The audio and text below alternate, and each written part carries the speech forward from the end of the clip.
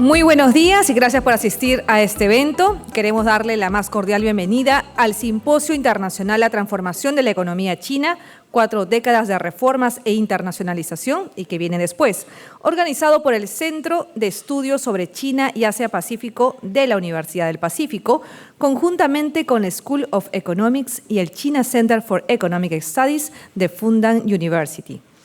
Para las palabras iniciales, invitamos a la doctora Arlette Beltrán. Ella es vicerrectora de investigación de la Universidad del Pacífico. La doctora Beltrán es profesora principal del Departamento Académico de Economía de la Universidad del Pacífico y miembro del Centro de Investigación de esta Casa de Estudios. Es doctora en Economía por la Pontificia Universidad Católica del Perú, Master of Arts in Economics por Georgetown University y licenciada en Economía por la Universidad del Pacífico. La profesora Beltrán ha desarrollado diversas investigaciones vinculadas con el análisis de la cobertura y calidad de servicio de salud, inversión pública, el uso del tiempo, entre otros temas que han cristalizado en libros y artículos en los que ha sido ella autora y coautora. Por favor, aplausos para la doctora Arlette Beltrán. Muy buenos días. Honorable señora Li Yun, encargada de negocios de la Embajada de la República Popular China en el Perú, profesor Yang Yun, decano de la School of Economics y director del China Center for Economic Studies de Fudan University, profesor Ku Songlai, vicedecano de la School of Economics y subdirector del China Center for Economic Studies y director del Fudan Institute of Industrial Development.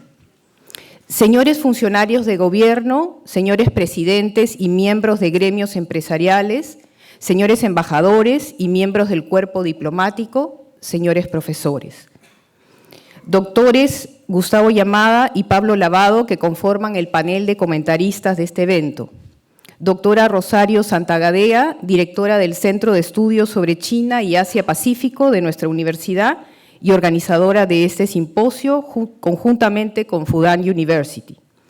Señoras y señores, el pasado jueves 15 del mes en curso se produjo el traspaso de funciones hacia las nuevas autoridades académicas elegidas en nuestra Casa de Estudios.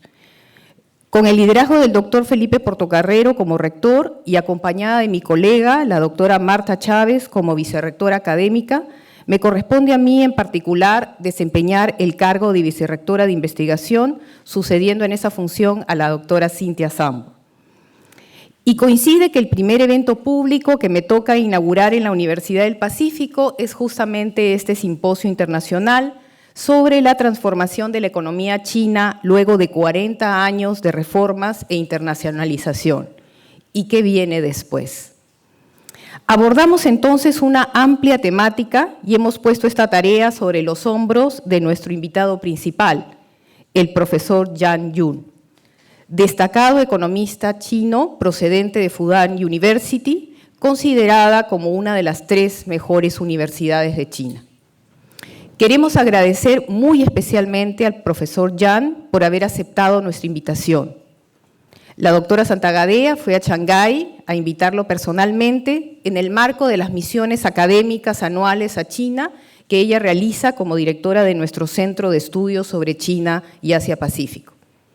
El profesor Yang no ha venido solo, lo acompañan el profesor Ku Songlai y la señorita Yang Lu, de la School of Economics de Fudan University. Sean ustedes muy bienvenidos.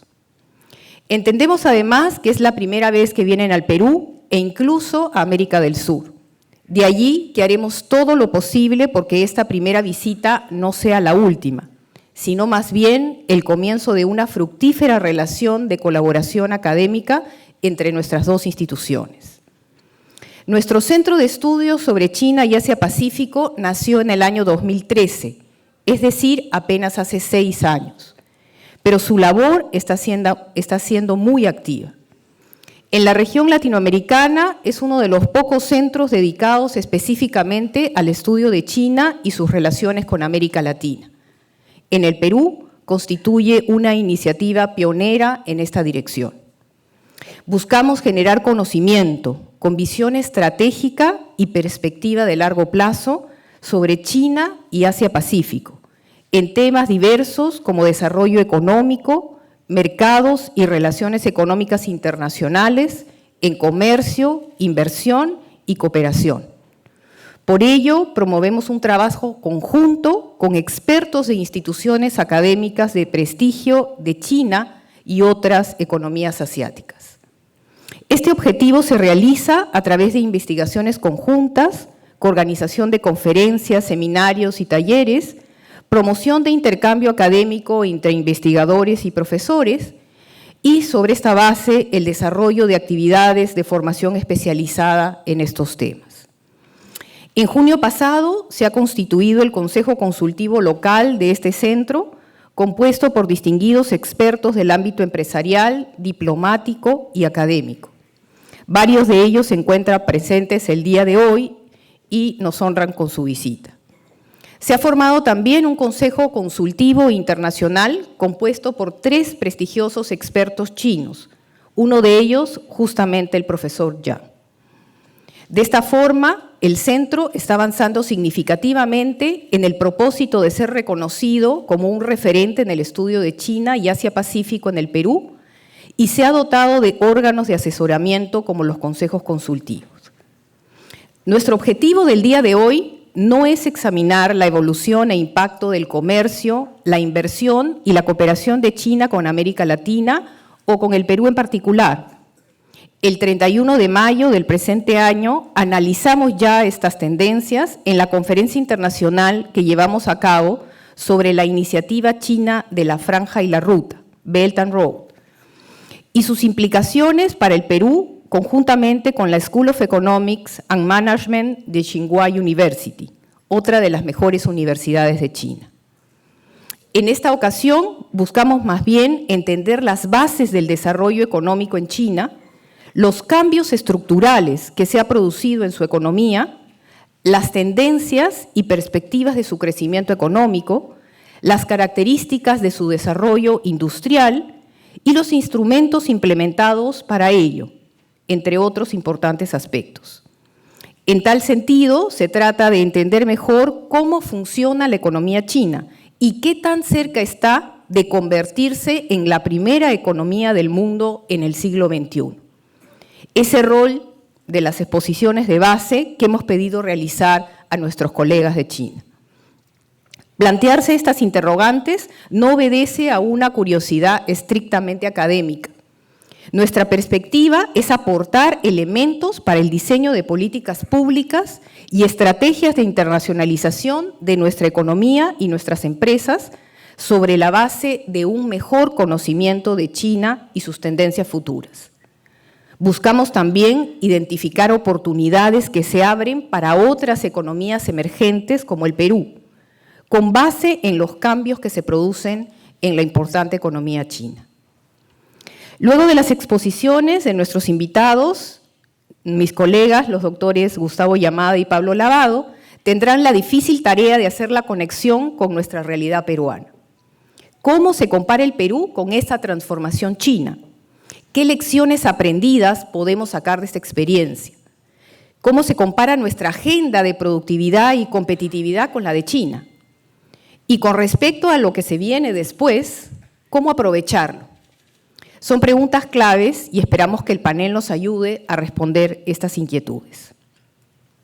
De esta forma, a través de eventos de amplio alcance como el de hoy e investigaciones en curso que llevamos a cabo con la participación de académicos chinos y peruanos, creemos que el centro está contribuyendo de manera efectiva a acercar a los expertos de ambos lados de la cuenca del Pacífico para lograr un mejor conocimiento mutuo y extraer lecciones aprendidas de las respectivas experiencias de desarrollo e internacionalización, teniendo obviamente en cuenta el peso e impacto de China y la región Asia-Pacífico en la evolución de la economía mundial y obviamente la peruana en particular. Ciertamente tenemos un reto como país, que es el aumento de la productividad, y esa prioridad debe trasladarse a nuestra agenda con China y en general con los países asiáticos de la cuenca del Pacífico. Animados por este propósito, esperamos sacar el mayor provecho posible a este encuentro con nuestros colegas chinos. Saludamos a todos ustedes nuevamente y les deseamos la más cordial bienvenida a la Universidad del Pacífico. Esperamos que el evento sea todo un éxito. Muchas gracias.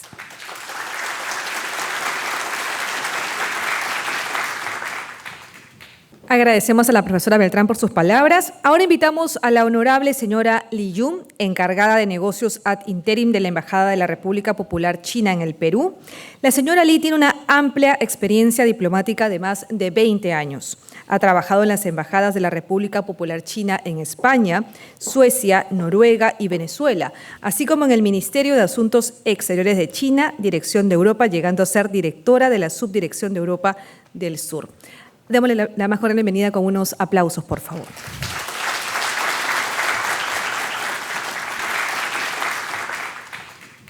Para que entiendan todos, voy a hablar tanto en chino como en español. Gracias. 尊敬的太平洋大学副校长贝尔特兰，尊敬的复旦大学中国社会主义市场经济研究中心主任张军教授、副主任寇宗来教授。 各位老师、各位同学、来宾们、朋友们，大家早上好。Estimada señora doctora Beltrán, vicerrectora de la Universidad del Pacífico, estimados señores Zhang Jun, señor Kou Zhonglai, director y subdirector del Centro de Estudios Económicos de China de la Universidad de Fudan, estimados profesores, compañeros, invitados, amigos, muy buenos días. 很高兴邀来到秘鲁知名学府太平洋大学出席今天的研讨会。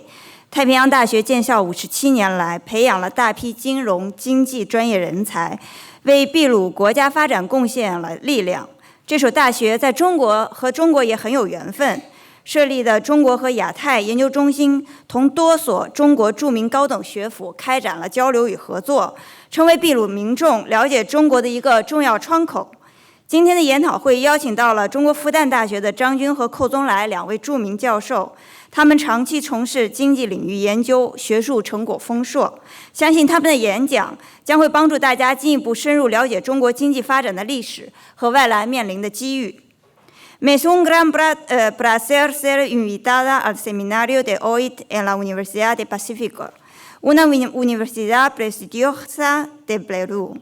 En el transcurrido de los 57 años desde su fundación, esta casa de educación ha formado a una gran cantidad de talentos financieros y económicos, contribuyendo al desarrollo nacional de Perú. Esta universidad siempre ha mantenido una estrecha relación con China. El Centro de Estudios sobre China y Asia-Pacífico, dirigido por la doctora Rosario, realiza intercambios y cooperaciones con varias universidades famosas de China y se ha convertido en un medio importante para que todos los peruanos conozcan a China. El seminario de hoy cuenta con la presencia del doctor Zhang Jun y el doctor Kou Zhonglai, dos catedráticos prestigiosos de la Universidad de Fudan, que se dedican al estudio económico durante largo tiempo y gozan de fructíferos logros académicos, y sus discursos nos ayudarán a comprender mejor la historia de desarrollo económico de China y las oportunidades que tiene enfrente en el futuro. 今天的研讨会的主题是中国经济转型、改革与国际化的4个10年及未来展望。借此机会，我想重点谈3个问题。El tema de este seminario es la transformación de la economía china, 4 décadas de la reforma e internacionalización, y que viene después. Aprovechando esta ocasión, me gustaría compartir con ustedes 3 temas. 第一，当前的中国经济到底是怎么样的？2019年上半年，中国继续保持了经济稳定增长，实现了6.3%的增长速度。主要的经济指标符合预期，高质量发展取得积极的进展。国内消费继续发挥对经济增长的引擎作用，实现了就业和物价平稳运行。上半年城镇新增就业达到737万人，完成全年目标任务的67%，居民消费价格指数比去年同期上涨了2.2%，生产者价格指数比去年同期上涨0.3%。中国政府持续推进放管服改革，多管齐下，稳定和扩大就业，在适应民生需求中促进形成强大的国内市场，合理扩大有效投资，培育壮大新动能，优化民营经济发展环境，综合施策推动企业融资状况明显改善，中国经济运行内在的稳定性、协调性不断增长。El primero, ¿cómo va la economía en la actualidad? En el primer semestre del año 2019, la economía china mantuvo un desarrollo estable, logrando un crecimiento de 6.3% en comparación con el mismo periodo del año pasado. Los principales indicadores económicos coincidieron con nuestras expectativas y el desarrollo de alta calidad registró avances positivos. El consumo interno siguió siendo el motor de crecimiento económico, mientras el empleo y la inflación se mantuvieron estables. Se crearon 7.37 millones de empleos suburbanos y cumpliendo el 67% de la meta anual. El índice de precios al consumidor y el índice de precios al productor subieron un 2.2% y un 0.3% respectivamente. En comparación con el mismo periodo del año pasado, el gobierno chino continuó profundizando las reformas para delegar el poder, agilizar la administración y optimizar los servicios gubernamentales. Se adoptó múltiples medidas para estabilizar y ampliar el empleo y se fomentó un fuerte mercado doméstico a la vez de satisfacer las necesidades del pueblo. Se incrementó de forma razonable la inversión efectiva, se generó nuevo impulso para el desarrollo y se mejoró el ambiente de desarrollo de la economía privada. Con medidas integrales se consiguieron notables mejoras en cuanto al financiamiento de las empresas. Gracias a todo esto, la economía china es cada día más estable y equilibrado.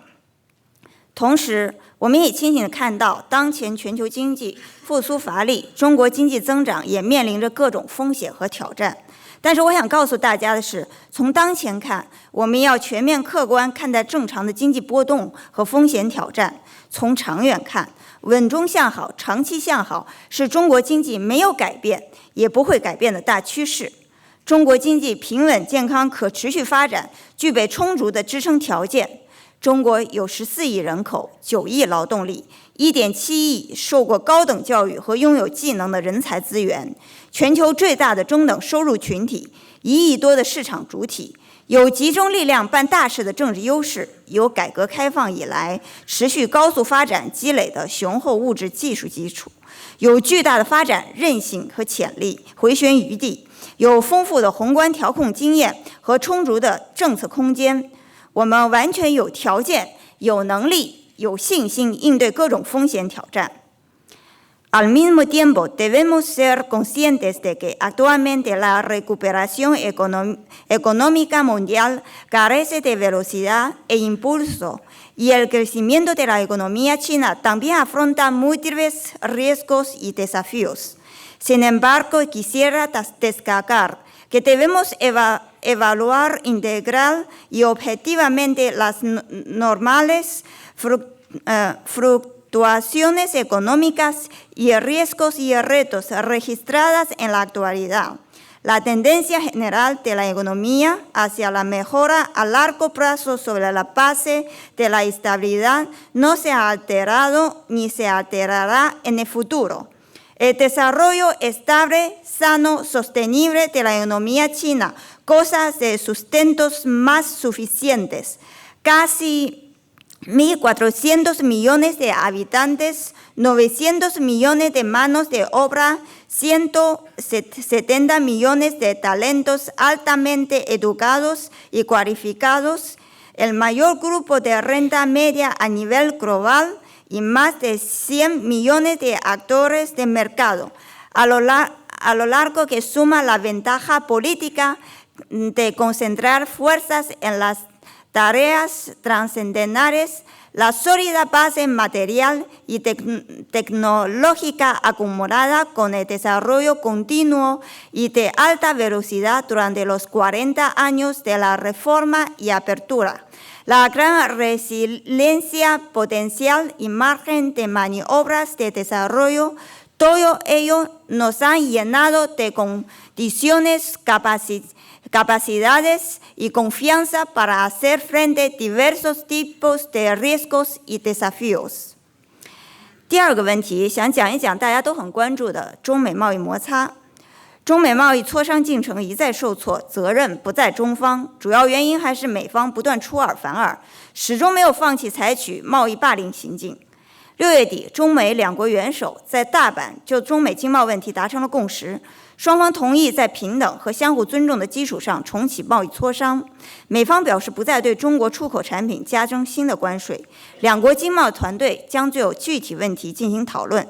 然而7月底，美方就突然变卦，单方面声称将对3000亿美元中国输美商品加征10%的关税。美方采取单边加征关税的做法，不仅使中美经贸合作受挫，更违反了世界贸易组织的规则，损害了多边贸易组织争端解决机制的权威性，严重干扰了全球产业链和供应链，买单的将是整个国际社会。El segundo tema que voy a tocar es las fricciones comerciales entre China y Estados Unidos, un tema al que muchos prestan atención. Las negociaciones comerciales entre ambas partes sufrieron repetidas veces. La culpa no es la parte china, sino de la parte estadounidense, por haber faltado a su palabra constantemente y siempre recurrido a las acciones intimidatorias comerciales. Al finales de junio pasado, los mandatarios de ambos países alcanzaron importantes consensos en la cumbre de G20, incluyendo que los dos países reanudarían las negociaciones a base de igualdad y respeto mutuo. Estados Unidos no impondría nuevos aranceles a los productos chinos y que los equipos comerciales de ambas partes discutirían los temas concretos.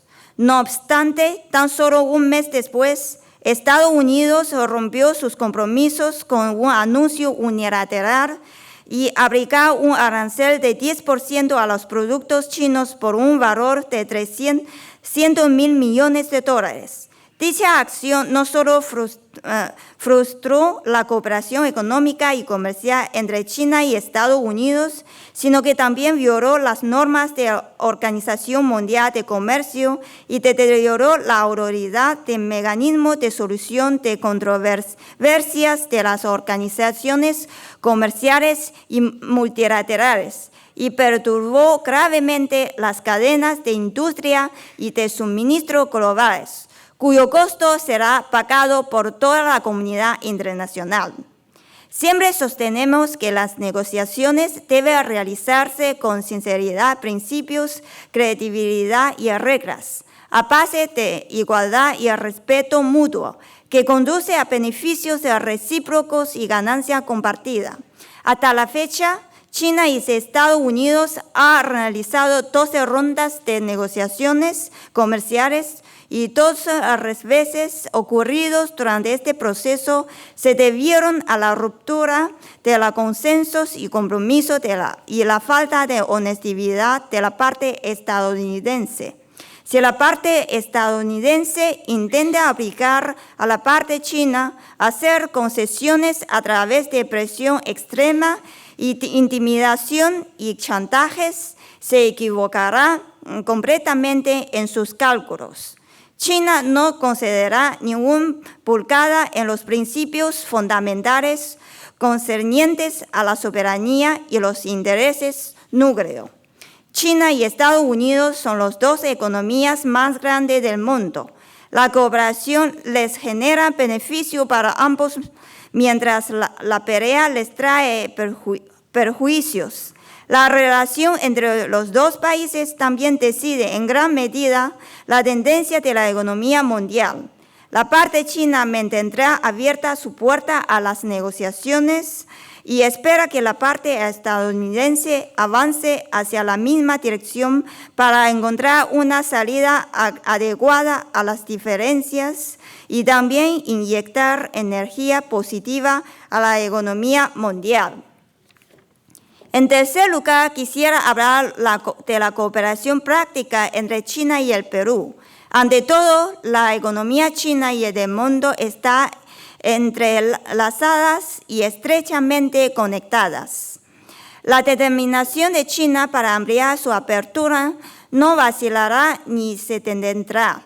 China compartirá sus oportunidades y logros de desarrollo con los demás países, incluyendo al Perú. Durante su proceso de apertura, China y el Perú tienen una fuerte complementariedad económica, gran potencial y amplias perspectivas para la cooperación, y ahora el multilateralismo y proteccionismo atentan gravemente contra el orden político y económico internacional. China y el Perú, como defensores firmes de la globalización económica, multilateralismo y libre comercio, tienen más lenguaje en común y más oportunidades de cooperación. En abril de este año, el ministro de Comercio Exterior de Turismo, Edward Vázquez, firmó en representación del gobierno de Perú con China el memorándum de entendimiento para la cooperación en el marco de la iniciativa La Ruta y la Franja, impulsando la optimización y mejora la cooperación bilateral entre ambos países. China sigue siendo el mayor socio comercial en el mercado de exportación y una de las fuentes de inversión más importantes del Perú. En el 2018, el volumen comercial entre ambos países superó los 23.2 mil millones de dólares. Desde enero hasta julio de este año, el comercio entre ambos países ha mantenido un crecimiento positivo. Y recientemente, ambos países han firmado el protocolo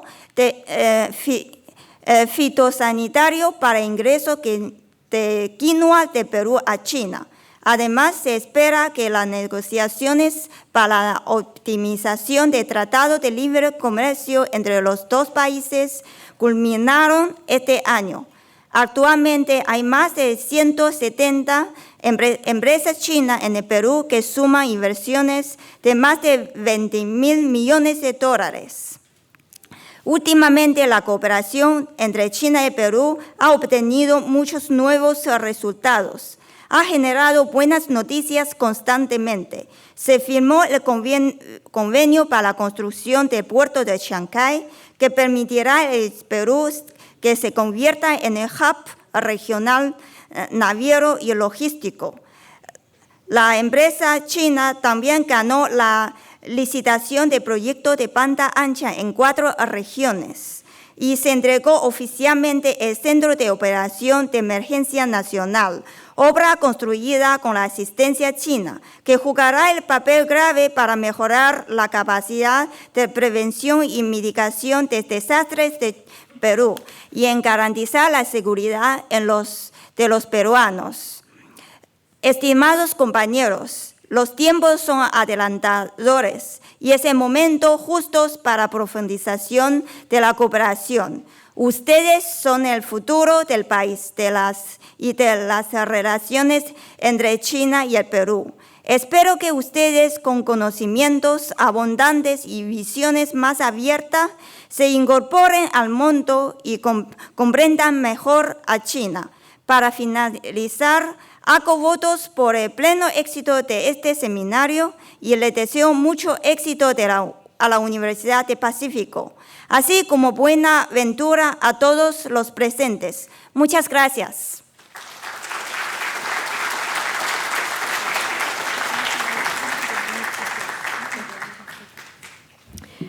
Y a continuación vamos a dar inicio a la conferencia magistral. Esta conferencia estará a cargo del profesor San Yun, PhD en Economía de Fudan University y director del China Center for Economic Studies de Fudan University, ubicada entre las 3 mejores universidades del país asiático. En los últimos años, el profesor San ha publicado como autor o editor numerosos libros sobre las características de la economía china y ha contribuido con publicaciones para The World Economy, China Economic Review, Journal of Asian Economics, Journal of the Asia-Pacific Economy, entre otros. Asimismo, el profesor Zhang ha sido parte de comités editoriales de una gran cantidad de revistas, incluyendo Economic System, Journal of the Asia-Pacific Economy, East Asia Policy, entre otros. Por favor, un gran aplauso para el profesor San Yun, que él va a dirigir al estrado. Ladies and gentlemen, good morning. It's a great pleasure to be invited to this wonderful program in Peru. This is definitely the first time that I, with my colleagues, come to this beautiful country. Today's talk is concerned about the China's economic transformation over the past 40 years. And I really focus on some of the important aspects of the Chinese economy. Let me begin by showing you this picture. And I just want to remind you that the per capita GDP in China over the past 40 years has been growing at an average of 9.4%. Which is definitely record, the historically in the economic history of the world. Because this picture is interesting because you can clearly see that how much increase of the Chinese GDP per capita over the past 40 years in comparison with the US. And one of the great achievements of the Chinese economy has made over the last 40 years is actually the transformation of the Chinese major cities.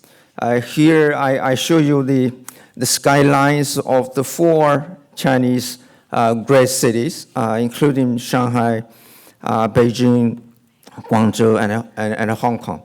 And one, I think one thing that I want to say here is that 40 years ago, the cities like Shanghai and Beijing, were still very much, underdeveloped. The transportation system within the city is still, backward, and the housing. The condition for housing in the 2 big cities are still very poor, and people living in the very poor conditions. But today, you can clearly see that the city has been transforming themselves, and becoming the global city. And another thing I want to mention before I come into the details of the economic transformation in China. Is actually the coming out the very impressive highway system in China. Now we have about 140,000 kilometers of highways built over the past 40 years, and I think the visitors to China have been very impressed by how efficient of the transportation system has been operating in China right now. Okay, so let me now moving on to the first subtitle of my talk. It is the nature of economic development in post-reform China. I think the 1979 Nobel laureate in economics, a British guy, Arthur Lewis, used to write this paragraph in his seminal paper that published, I think, in 1954.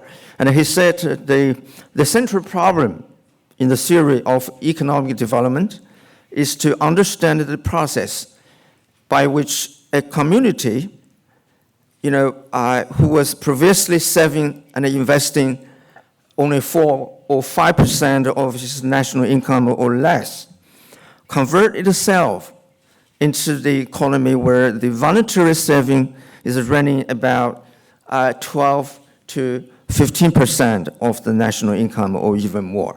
I think he said, this is the central problem of economic development, because the central fact of the economic development is the rapid capital accumulation, including the accumulation of knowledge and skills associated with the capital. I think that this paragraph, clearly describes the nature of the economic development, happening in China over the past 40 years. China has been enjoying pretty high saving rate and also, the investment rate, which contributed very much to the faster economic growth. The high output growth is possible in China because of the pretty large share of the national income every year has not been consumed out. So that you have a very large part of the national income that has been saved and then converted to the rapid process of the capital accumulation. I show you the picture of the highway network, and this is actually the one of the result of the fast capital accumulation occurring in China. And the saving rate, I think it is one of the commonalities for any of the high-performing economies who wanted to reach the faster economic growth. I used the World Bank data set, and I plotted this, and you can clearly see that the saving rate has positively correlated with the growth rate of per capita GDP by countries. So this is a cross-country correlations between the saving rate and the growth rate of per capita GDP. And China is definitely, typical of that correlation, and has been really achieving the faster economic growth thanks to its, higher saving rate. And if you convert the saving rate into the investment rate, you can also get the similar correlation picture like this, which is also based on the same data set, which is included over perhaps 70 countries. So China has been enjoying very much higher investment rate over the past 40 years. So that, that could account for a large part of the output growth in China, which I think is pretty similar to most of the East Asia economic miracles, including Japan, South Korea, Taiwan, and Singapore. So this is the national saving rate in China, and you can see the evolution of that saving rate over the past 30 years. In 1990s, then China enjoyed, I think it's the period of time where the saving rate has been increasing. And they peaked around 10 years ago, and now it's a little bit declining, but it's still, in comparison with the other advanced or developing economies, and China is still is a country with a pretty high, saving rate. And that's, I think, accounting for the major reason why the economy has been growing so fast. I put the saving rate and investment together, and you can clearly see that. And China is, given the sheer size of the economy, and China is one of the few countries in the world who can finance in the development domestically.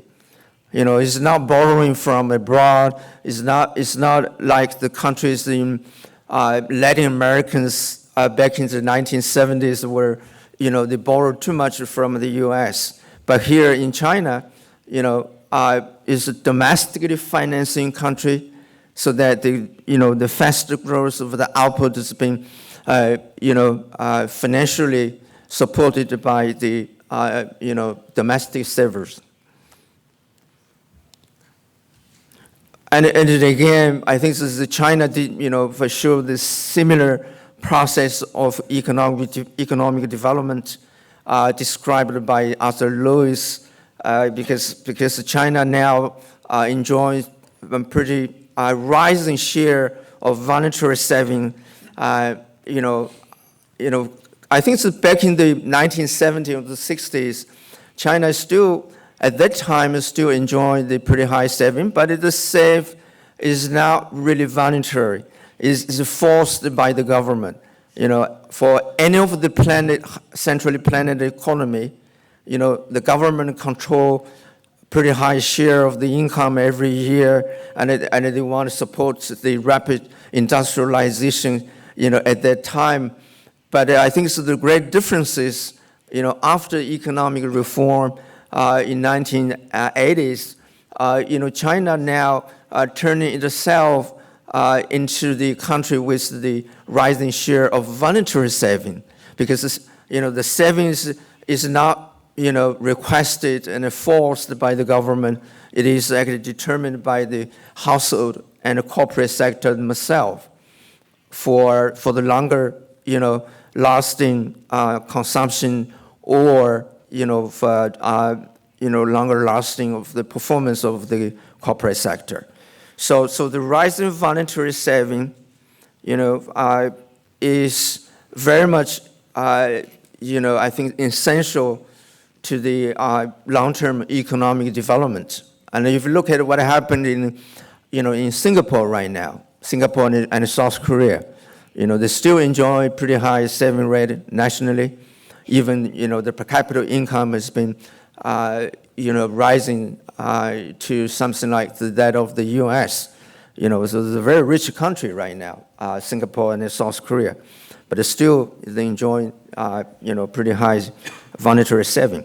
And I think so one of the reasons why China could have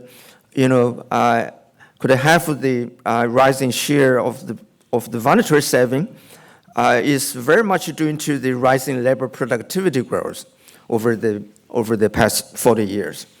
So I think so for many of the developing countries, they're going to suffer in the lack of the growth for the labor productivity because of some of the institutional barriers that need to be addressed and overcome. And I think back into the 1980s, when China decided to liberalize the economy from the central planning regime, I think so the policymaker in China, need to think about how to start up, in order to get onto the fast track, for sustaining the labor productivity growth. So in other words, you have to have the policies that are supportive of the, sectorial shift of the labor, from the rural and to the urban, right? And from the low productivity growth industry to the industry with pretty high labor productivity growth. So you have to make the economy, change in the way that they could promote the labor productivity growth by reallocating the labor forces from the agricultural sector, which is, pretty less productive, to the sectors with the pretty high labor productivity. So I think this is exactly what happened to the Chinese economy, in the beginning of the 1980s, when the policymakers decided to liberalize the economy, then they could they could quickly, I think, made the economy structurally change so that more and more labor forces could be attracted, to the manufacturers, away from the agricultural sector. Right. So statistically, we can clearly see how fast of the labor productivity, growing over the past 40 years.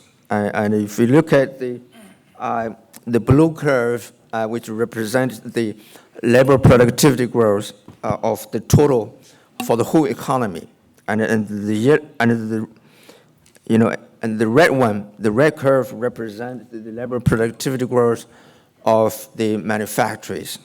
Right. So I think this is one of the sources of the very rapid, GDP growth per capita, right? Because you have to,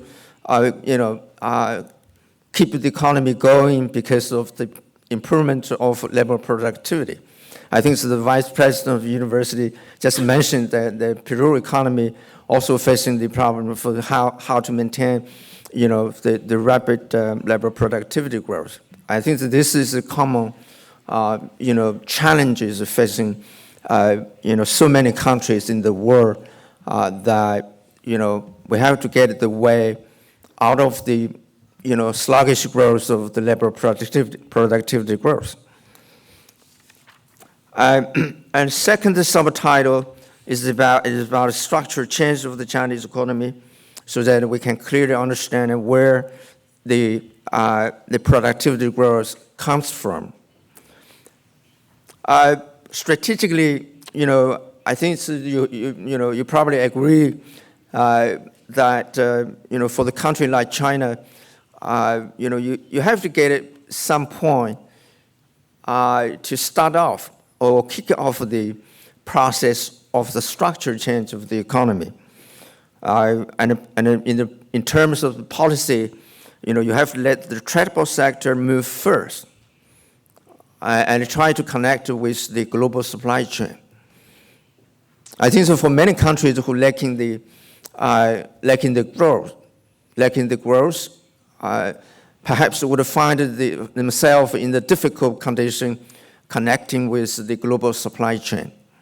And I think that one of the lucky things that China had over the past 40 years is that we have the chance to to connect with the global supply chain through some of the channels. I think that one of the channels would be the overseas Chinese people who has a long history of living overseas, especially in Hong Kong at the time and Taiwan.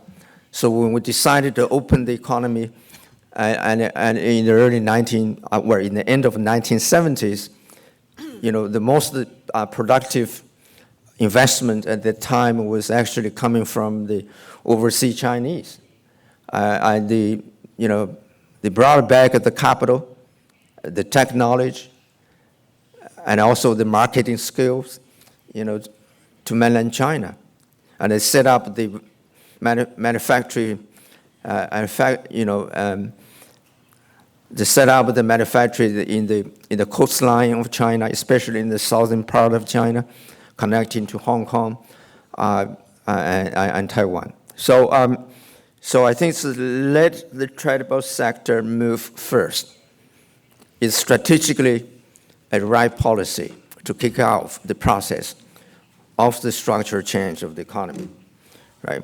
So I think this is actually one of the lessons that we can learn from the Chinese experiences, that initial and effective strategy for the latecomers to enhance the labor productivity is to turn the trade sector into the leading sector in which processing export are institutionally encouraged to connect with the global supply chain. I think if you look at what happened to Vietnam right now, after 40 years of the growth in China, the processing export today in China become a little bit more expensive. because of the rising labor costs. So a lot of manufacturers now has been moving away from China to Vietnam. Okay, so I think Vietnam is going to gain the very rapid productivity growth for the next decade because of the connection with the global supply chain. Okay, so global supply chain provide the platform for the latecomers like China, Vietnam, to quickly, start off the process of the structure change of the economy. This definitely offer the opportunity, right? I think that China was so fortunate, to have this opportunity connecting the global supply chain in the early 1980s through the, influx of the capital from overseas Chinese, right? So the influence to the mainland Chinese economy of the so-called the foreign direct investment is extremely important to build up the linkage or to offer the opportunity, so that the country can easily integrate themselves with the rest of the world through the channel of the connecting the global supply chain. Okay. So at the beginning, you have to have the leading sector. Okay, they're moving faster than the rest of the economy, and China found that this sector is very much related to the processing export. Okay, so the very fast expansion of this leading sector could induce the sectorial shift of labor from the primary industry, to the secondary or manufacturing industry, as well as the tertiary industry. This becomes the major sources of the productivity growth over the past 40 years in China. So let me let me tell you the two stories. In the early 1980s, the most dynamic province in China, which is very much driven by the growing of processing export, is the Guangdong province, the very south, in the coastline, very south Chinese province, connecting Hong Kong and Macau. At the time, the policymakers tried to create a local economy which could mimic the growth pattern of the East Asia economies. That is very much led by the export. Okay. So Guangdong and the Fujian provinces at the time and the southern coastline become the frontier at the time, leading most of the Chinese manufacturers because of the connection with Hong Kong and Macau, Taiwan, right? So in the whole decade of the 1980s, these two provinces, become the major driver of the Chinese economy, and the huge number of the laborers from the inland provinces,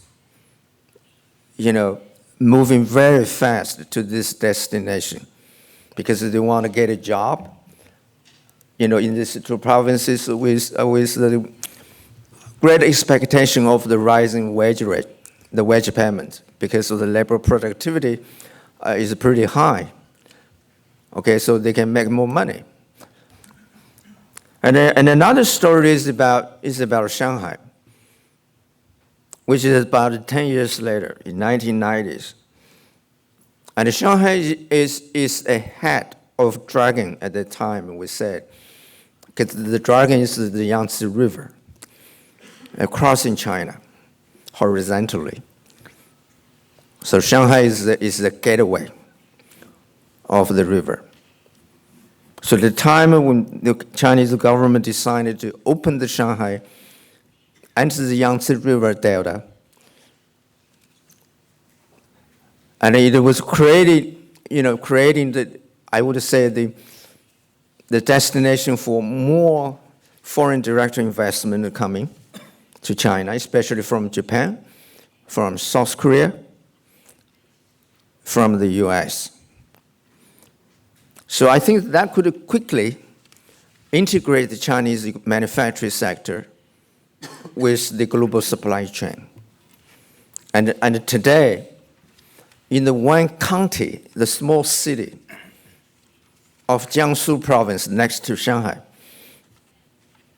it actually became the manufacturing center for electronics, like laptop,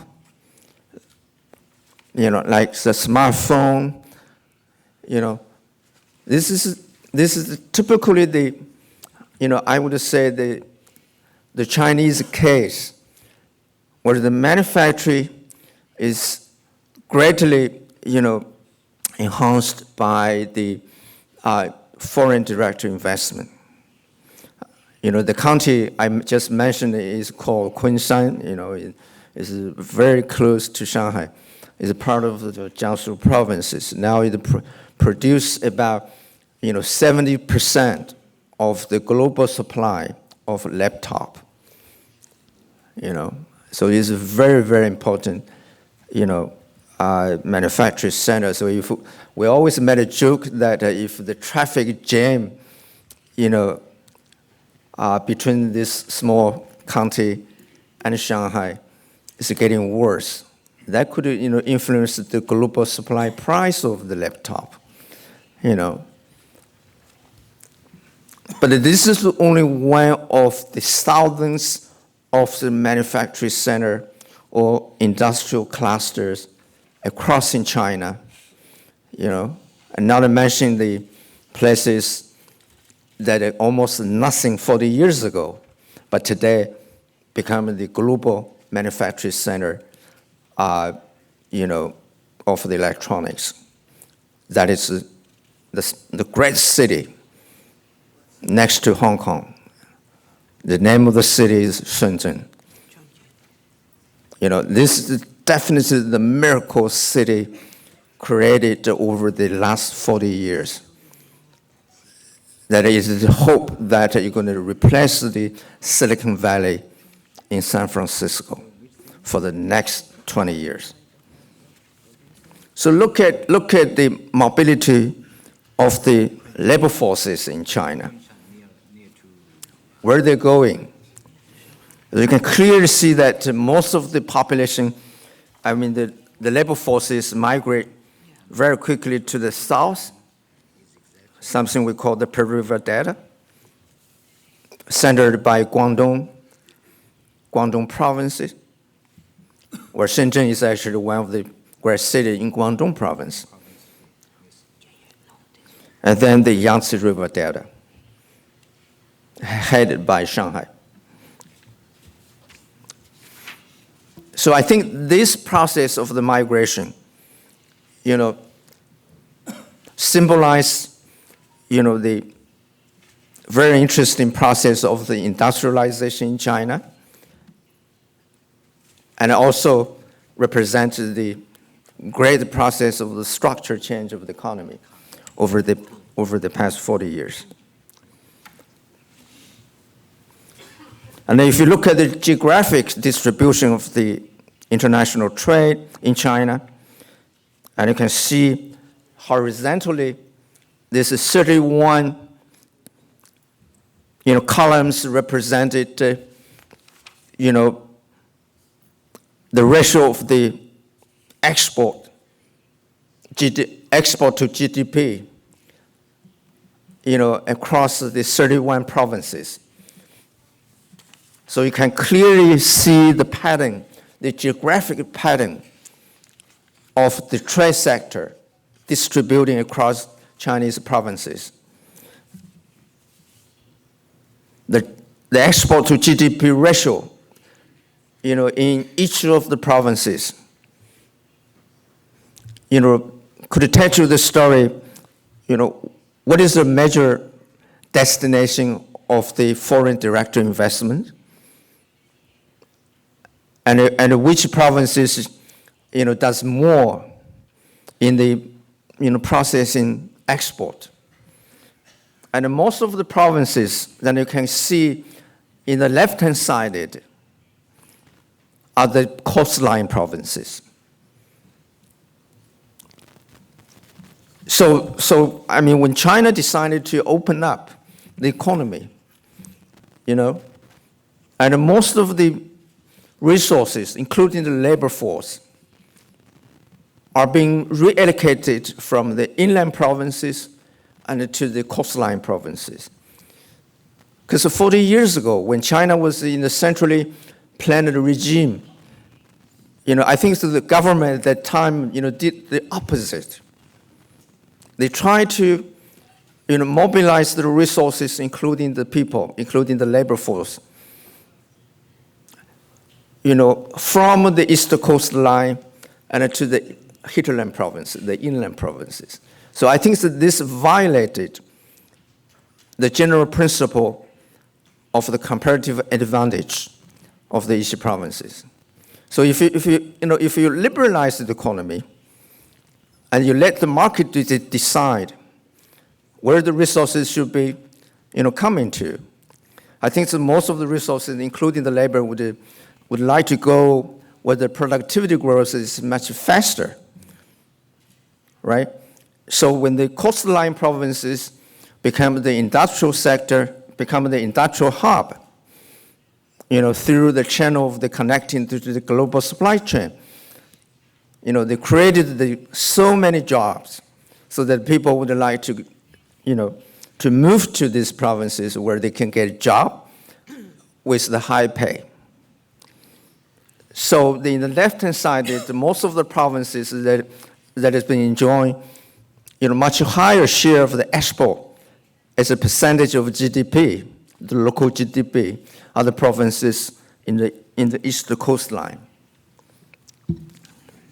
And this picture shows the general pattern of the growth of the Chinese total value of the trade in terms of $100 million,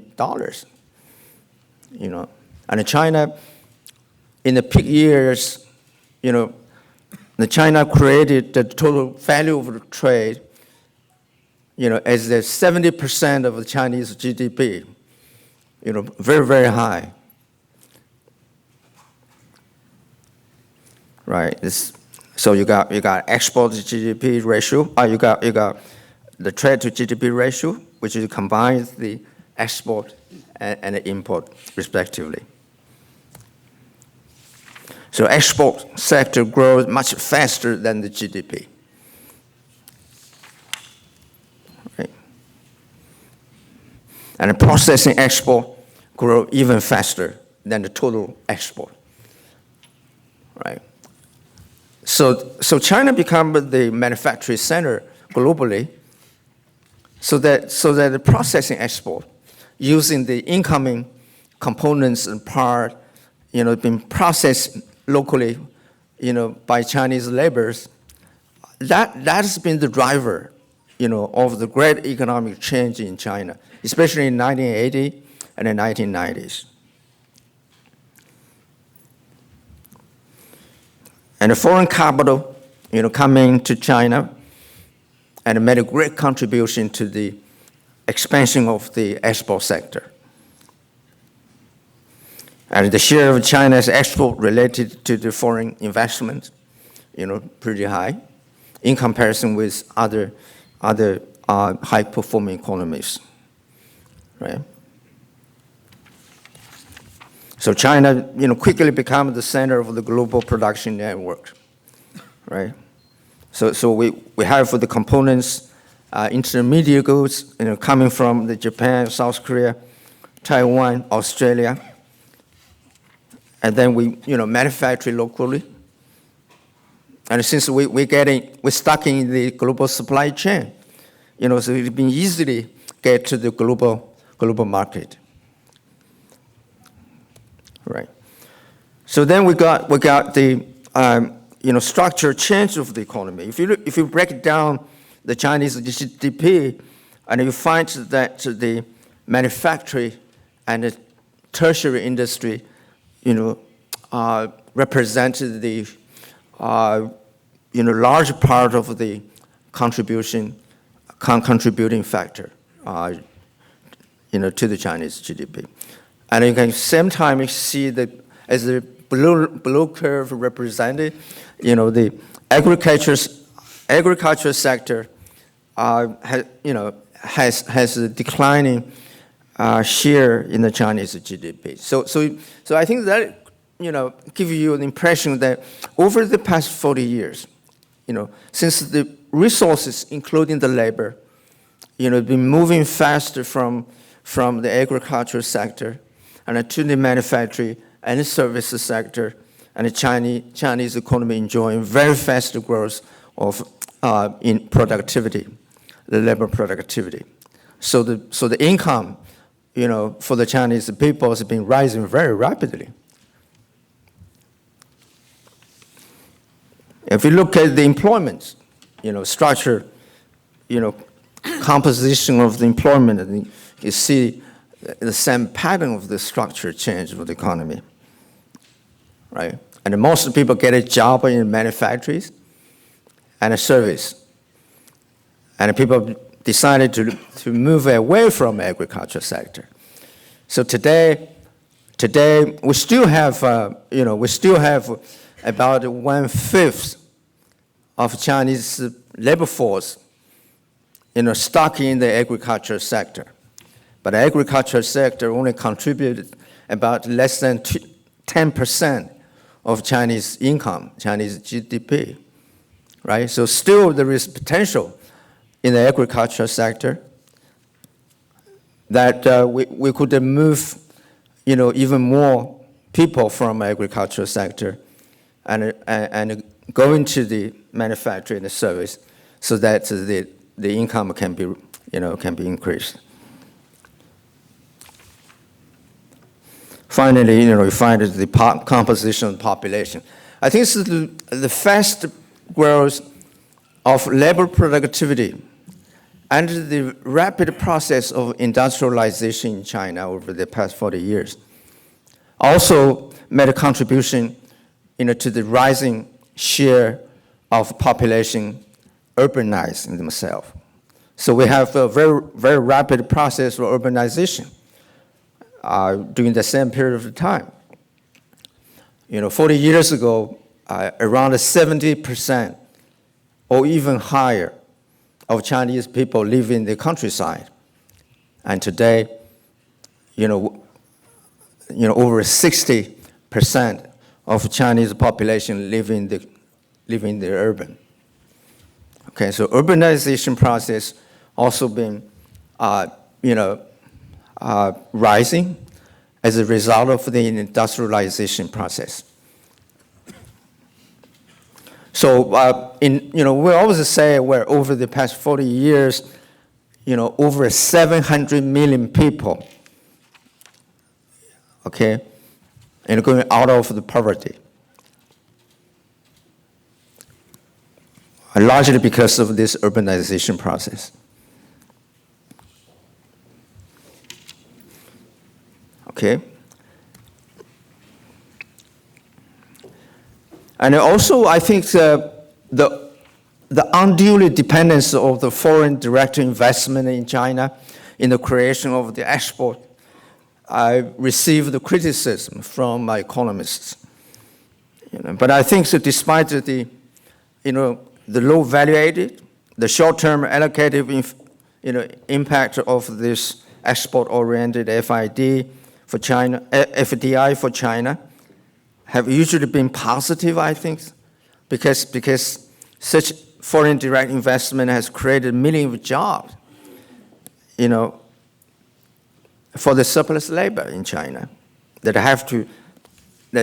surplus labor in China usually got very low opportunity cost.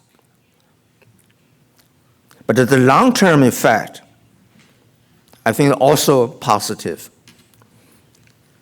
Because of the linkage spill over and learning process through which the Chinese indigenous private sector can benefit a lot, because they learn from these FDIs, because of the transfer of technology. So they're going to create a long-term growth effect. And you can clearly see that over the past 40 years, in many manufacturing sectors, and the Chinese firms, indigenous firms, took over. I remember more than 20 years ago, Chinese households usually purchase Japanese Japanese electric appliances. Refrigerator, the TV set, those made Japanese. But today, the Japanese brand is just gone. It's been taken over by the Chinese indigenous firm.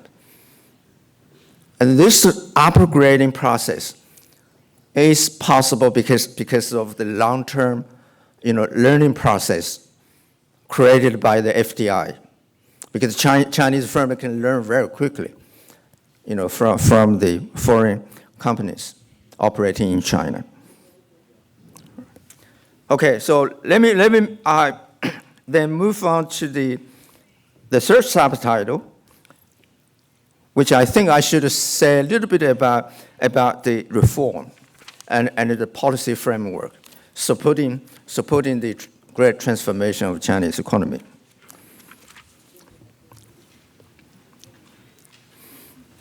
I think so everybody who are looking at what happened to Chinese economy over the several decades have to recognize that China still has a double helix structure of the political system. It's a very centralized political power at the center. Yeah. So that, we still enjoy the state capacity, very strong state capacity for carrying on the structural reform,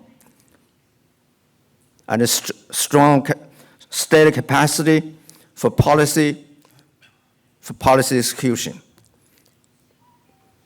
and also for the public goods provision. I show you the network of the highways across China.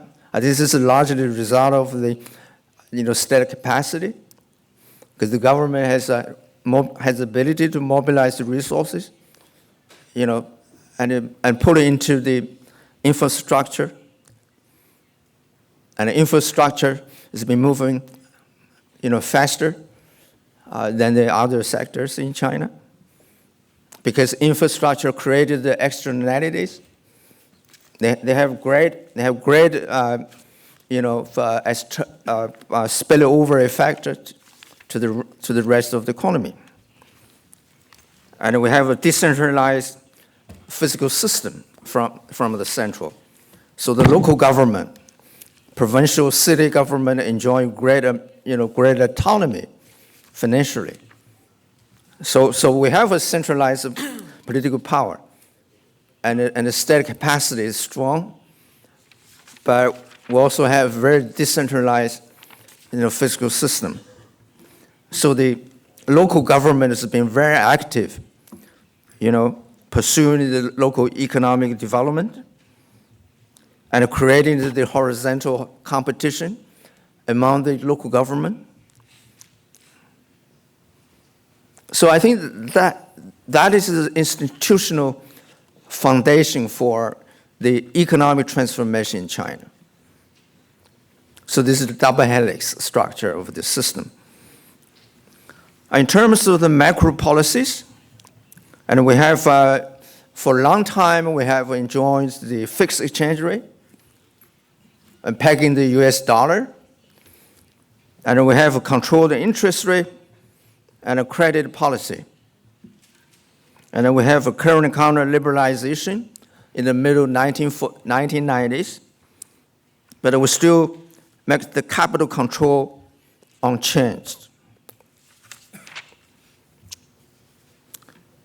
I think China did this combination of liberalizing the current account so that we could have facilitated the inflow of the foreign direct investment into the manufacturing, but at the same time we control, cross-border capital mobility so that we could avoid being hit by the global financial crisis.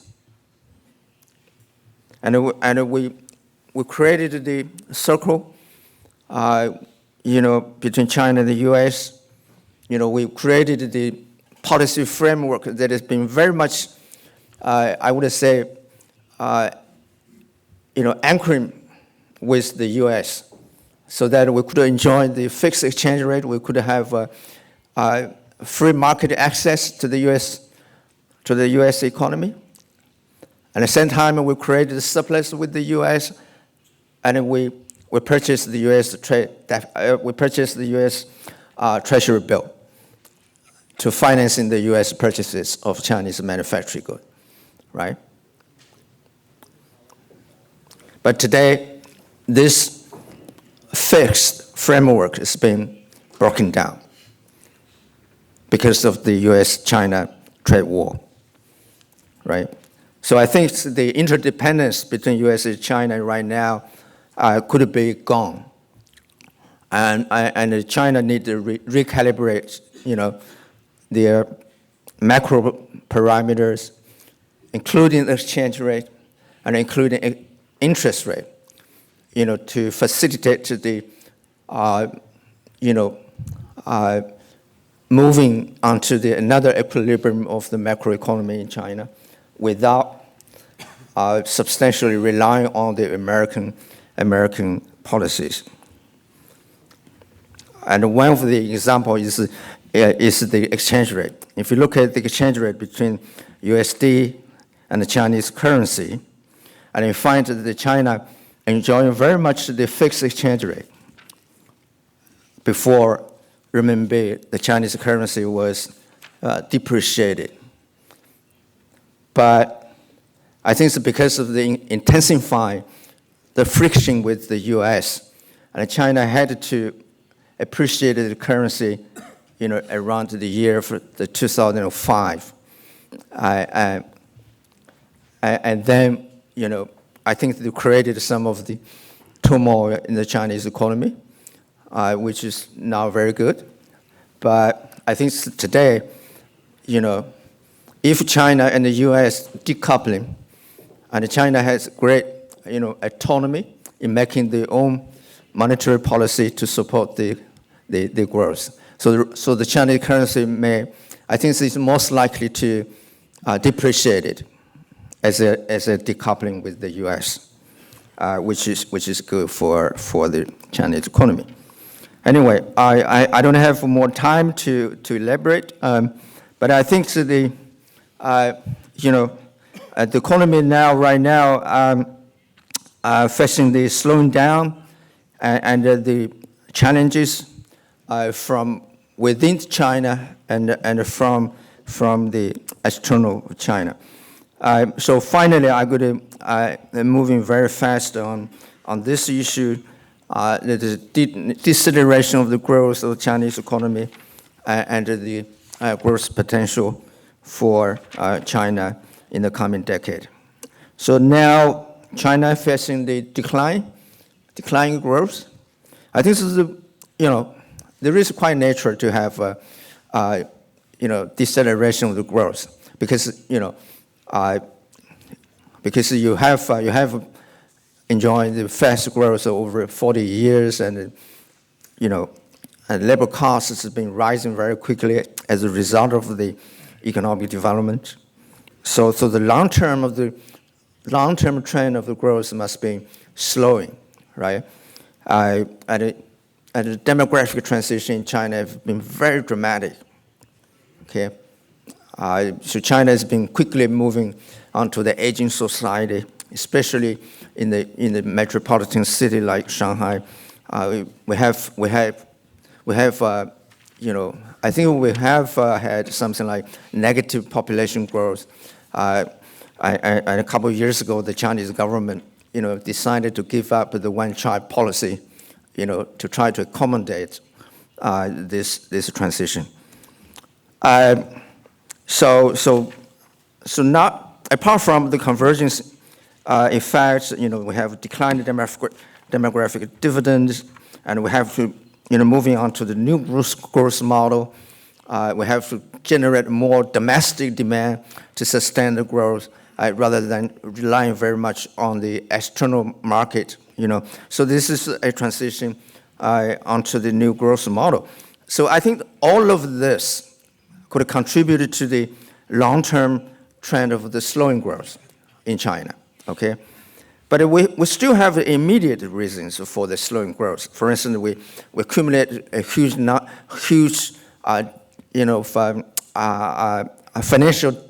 financial debt.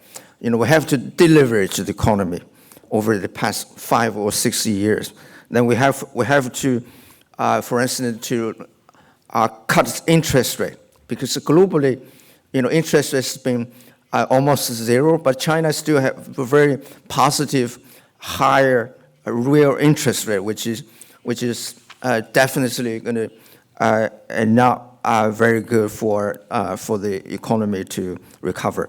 And also we have currency that has been too strong in comparison with other currencies. So China need to move into the depreciation. But China facing the policy rigidity, largely because of the U.S., right? But now I think that Donald Trump, wedged the trade war with China. I think that's going to create the opportunity for China to decouple with the U.S. In terms of policy making, right? And China, so right now, over the past couple of weeks, the Chinese currency has been depreciated. I think they're going to open the time slot for China to moving freely, and to try to moving on to the liberalizing, these parameters, including exchange rate and interest rate, not being constrained very much by the U.S. Okay, so recalibration, I think, would allow China to gain much of the dependence from coupling with the U.S. in making monetary policy. And China would have taken the opportunity to push further liberalizing both the interest rate and exchange rate, and to move on to the more flexible system of macro parameter to sustain, to cushion the external shock.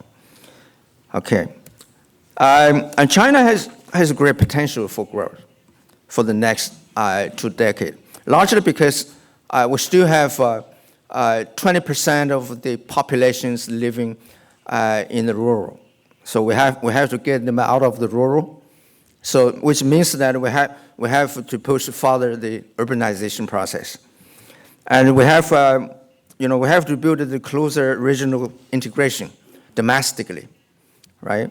And we have to continue the investing in the education to improve the quality of the human resources. And we have, for instance, we have to catch up with the technological frontier, right? So Chinese government now propaganda for the high quality growth pattern. So we hope the growth could, for the next decade, could be generated at a rate of something like 6 to 6.5%. Well, that's enough, And then we could catch up with the hard and soft technology. Okay, and then we need to find the new sources of growth through the entrepreneurship and the technological innovation.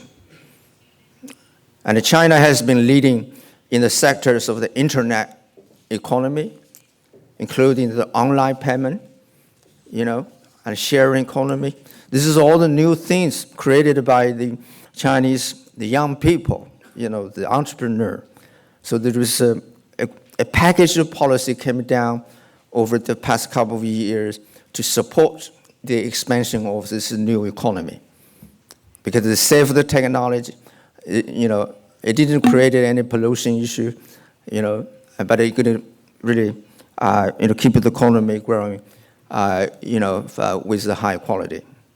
And so China every year could generate over 10 million jobs. And it's the larger of the increase of the jobs right now comes from the new economy rather than the traditional sector. I think that could put China in the process of another round of the structure change of the economy, which the service sector could contribute a lot more to the sustained growth of the China for the next decade. So finally, I want to end with this picture that is to show you the railway map of the China right now. Okay? And China, everybody heard that China right now enjoys very much on the high-speed train system, and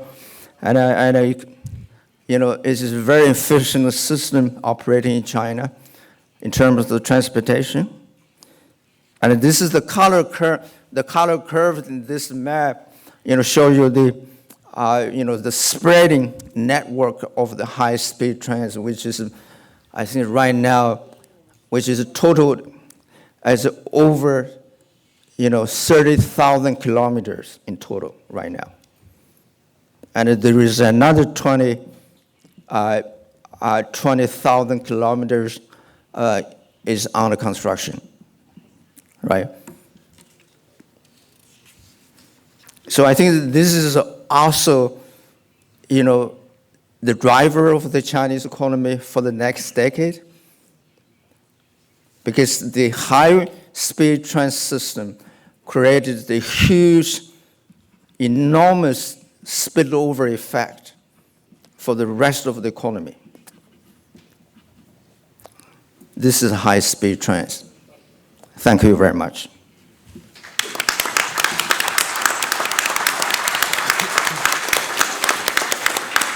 Muchas gracias, profesor San Yun, por esta conferencia magistral. A los presentes no se olviden entregar sus preguntas a los anfitriones para ser resueltas al finalizar este evento. Seguimos con el Simposio Internacional y a continuación tenemos la presentación del profesor Kou Soglai. Él es PhD en Economía de Fudan University y tiene un bachillerato en Física de la misma casa de estudios. Él es vicedecano del School of Economics, subdirector del China Center for Economic Studies y director del Fudan Institute of Industrial Development de Fudan University. Ha publicado 2 libros muy importantes, Towards an Innovated Nation in Function and Performance of the Patent System, así como numerosos papers en revistas prestigiosas en inglés y chino, como el Journal of Industrial Economics. Demos, por favor, un gran aplauso al profesor Kou Soglai.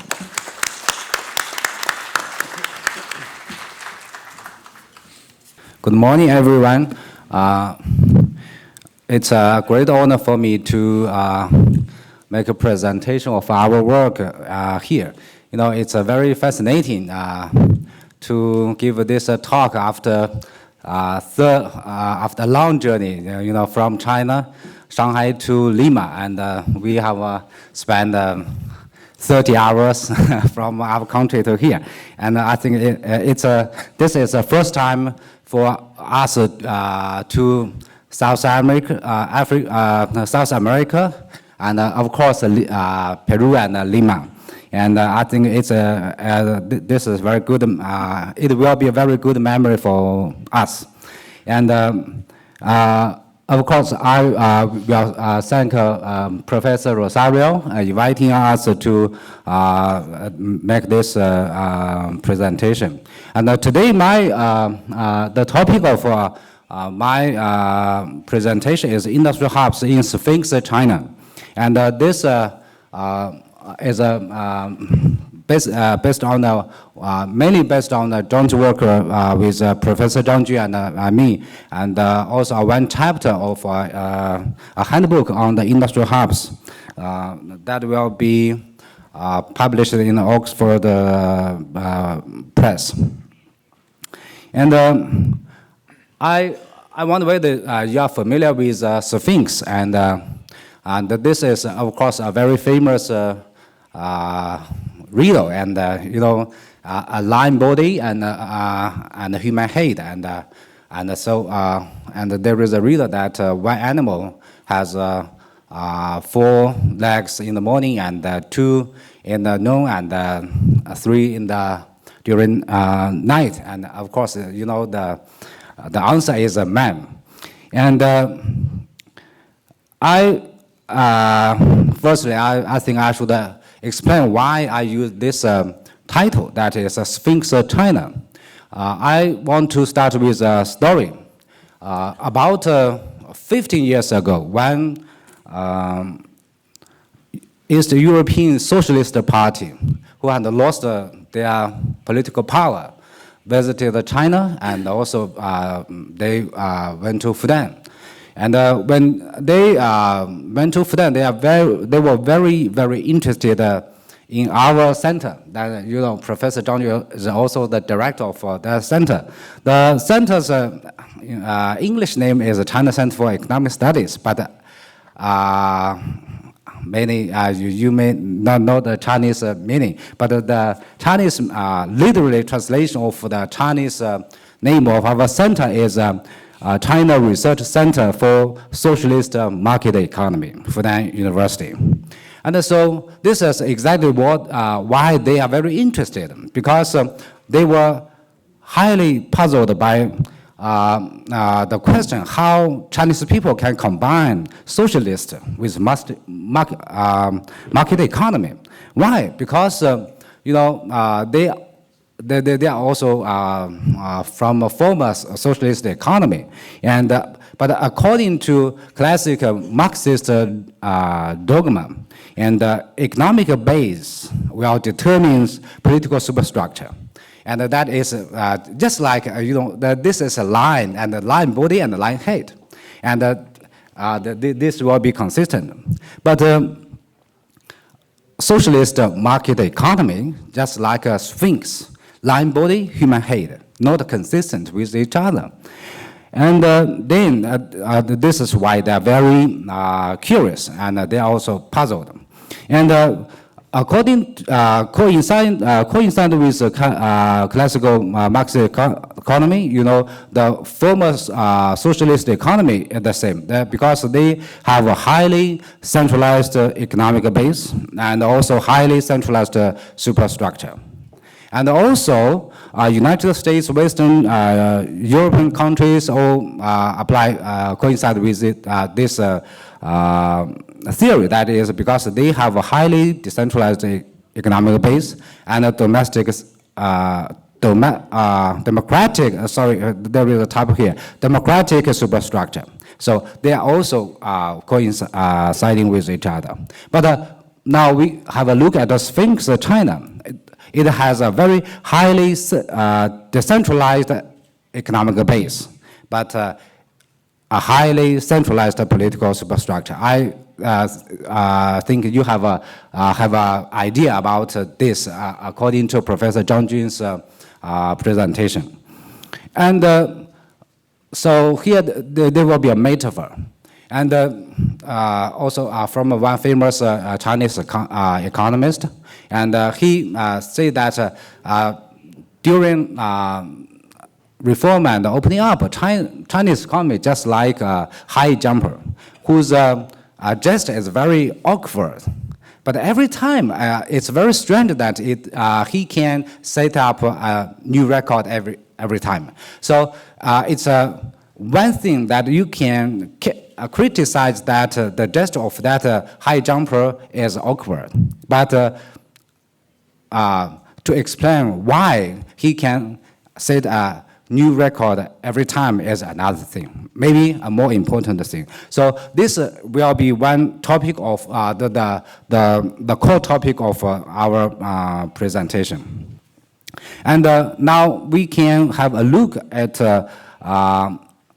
how this Sphinx system have realized a very remarkable economic growth since 1978, that at the beginning year of reform. And now, of course, here as a cross-country comparison, and from this you can find that the economic growth rate of China is very, very remarkable. And now China has become the second largest economy in the world, and this is why United States may treat China as a very realistic challenge of their hegemony in the international system. And now, we can also have a look at the GDP per capita, and this is a golden countries: China, Brazil, India, Russia, and South Africa. And of course, compared to other countries, you found that the growth rate of GDP per capita of China is also very, very remarkable, especially compared to India. Now, of course, India is also a very gigantic emerging economic power. And now, this is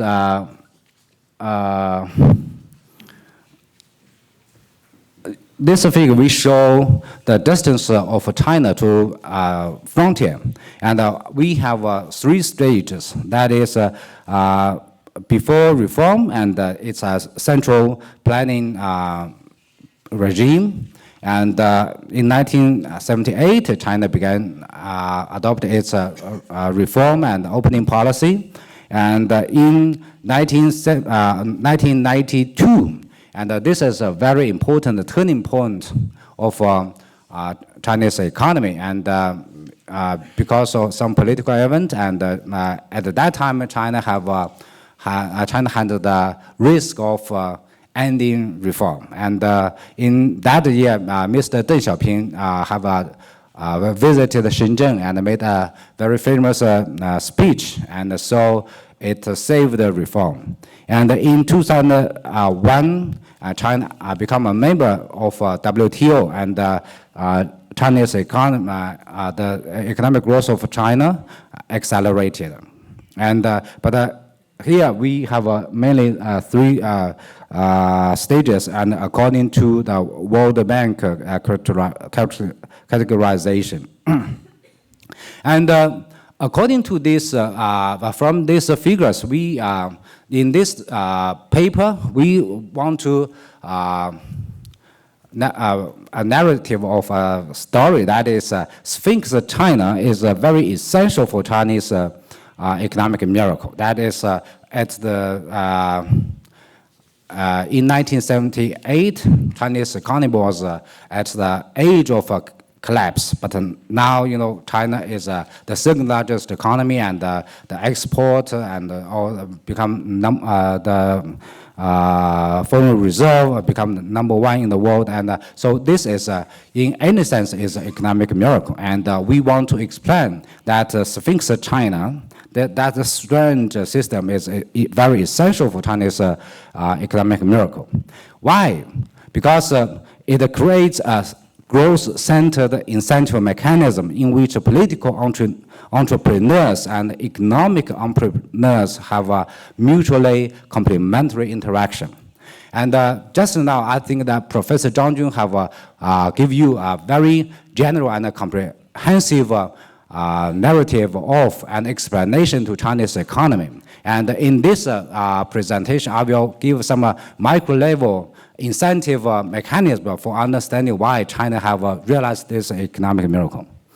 And that is, we will focus on the incentive mechanism we call the GDP tournament or GDP contest between different regions in China.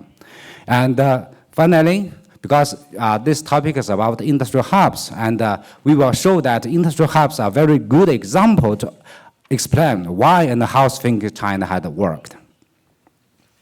Now, in this story, or actually maybe we can also call it as a theory. In this theory, we introduce one core conception as entrepreneur. But maybe, you know, when we talk about entrepreneur, maybe you will, some images will come up to your minds. That sounds like Steve Jobs, Jack Ma, and so on. But to my understanding and to our understanding, that entrepreneurs can be a very a more general conception than Jack Ma. That is, in this chapter, in this paper, we introduce two conceptions, that is economic entrepreneurs and political entrepreneurs. That is, we mean by entrepreneur that the people who would like to undertake a risk to break routines to make extra profit. And so the economic entrepreneur in our story is that their ends and the means, that is, their means are mainly profit maximization. That is something like the textbook of economics. And by their means, they can only realize their aims subject to their private resources. This is much similar to the textbook economics. But here, we want to emphasize the importance of political entrepreneurs. That is, and actually, this is the key to understanding the Sphinx of China. And their utility functions are more complex. That is, there is actually a combination of economic benefits and also political concerns. That is, they want to promote to an up level. That is, become a top leader of a province will give their some utilities. And maybe this is deeply rooted in the Chinese tradition. That is, their families will feel glory of if they become high-level officials. And in a sense, in terms of their means, they can mobilize public resources, such as tax rebates, R&D subsidies, land leasing, and so on. That is, this is also a big difference from the private or economic entrepreneurs who can only mobilize their private resources. And so, you know, Mr. Deng Xiaoping can be understood as a political entrepreneur. And some the leaders or the founders of startups can be understood as an economic entrepreneur. But here, of course, we should say that the people like Jack Ma cannot be understood as a pure economic entrepreneur because their companies have been so large and they have more strategic concerns. And now, based on these two conceptions, our understanding of Chinese economy is that since reform and opening up, there is a very good interaction between political entrepreneurs and economic entrepreneurs. That is, that this interaction is centered around economic growth. And now we can use industrial hubs to explain how this works. And in textbook economics, you know, we say that governmental intervention might be necessary to correct market failure. And this is, usually we justify governmental intervention from the viewpoint of externality. That is,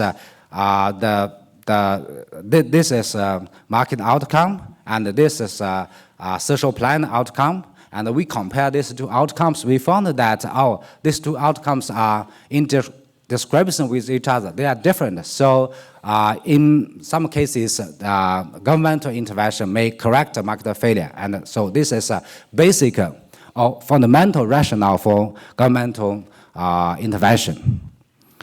And if we apply this theory to industrial policy, and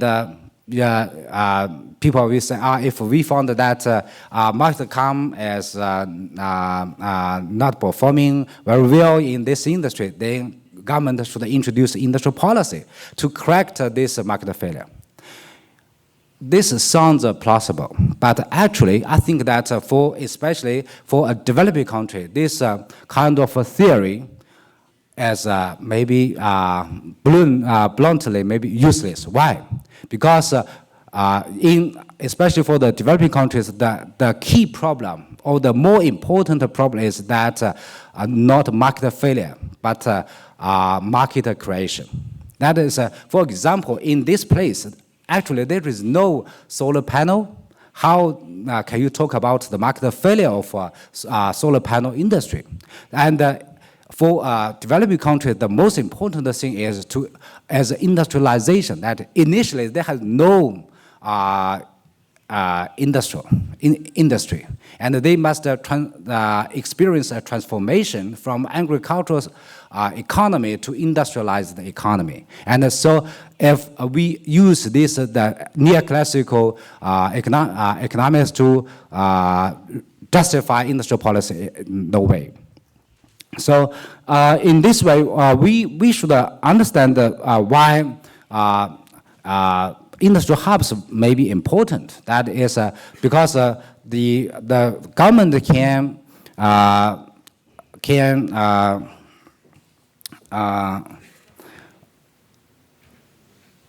solve the capacity building problem. Especially they can borrow money, and because they have the power to levy tax and to collect money. Very important thing, according to our study in China, that is one important function of industrial hubs. And of course, the political entrepreneurs is to alleviate the tragedy of the anti-commons. I guess maybe you are familiar with the tragedy of the commons. That is, if many people have the freedom to exploit some public resource, then this resource will be overexploited. For example, the rivers will be over-polluted, and the fish, there is also overfishing and overherding and something like this. That is the tragedy of the commons, means that if too many people have the power, the rights to use one resource, they will be the tragedy of the commons. The tragedy of the anti-commons is just a mirror of the tragedy of the commons, that if too many people have excluding power rights to one resource, then the resource will be underexploited. And now we can make a metaphor. That is, if you are an economic entrepreneur, you want to set up a new firm. And in developing countries, one normal case is this founder must get the license from many different bureaus. And the stamps of every bureau is not enough to set up, to legalize the founding of this new startup. But lack of anyone means that the founding, the new startup is illegal, and so they can be punished. And because if there are many cadres who are performing non-cooperatively, then the rent extraction will be excessive due to the so-called marginalization, multi-marginalization problem. And so the rule of a political entrepreneur is that in Chinese, we have an old saying that like cures like. And this is maybe a bad guy, but this big bad guy can solve solve the rent extraction from many small bad guy. Do you understand? So this is something like that. They can form they can form a cartel, and although this cartel is not good for the entrepreneur, but compared to the non-cooperative case, it will be a Pareto improvement. This is one classical case of multi-marginalization. And so the one important function of a political entrepreneur is to alleviate the tragedy of anti-commons from rent extraction by many officials. And also here, the importance of a political entrepreneur is to compensate informational externality. And this is also very important for a developing country to accumulate industrial capacity. That is, in economic theory, we say that one country should mainly exploit its comparative advantage. That is, for example, in China, we have abundant labor, and so we should be more specialized in labor-intensive industries, or producing more labor-intensive products. In general, in theory, this sounds very natural. But if you are an entrepreneur and you want to set up a new factory, your decision will be very concrete. Which product you should choose to produce. And according to the case studies by Danny Roderick, they found that even in very similar places, that one product can be very successful in this area, but another can be totally a failure. So in this case, there is important trial and error problem. That is, even all these products are labor intensive, and that coincide with your country's maybe competitive advantage. But you, as a micro agent, you should find which one is more profitable, more likely to succeed by trial and error process. But the trial and error process is very costly, and more important that there is a problem of imitation. That if you fail, your competitors will not imitate you. So you do not make money, you lose money.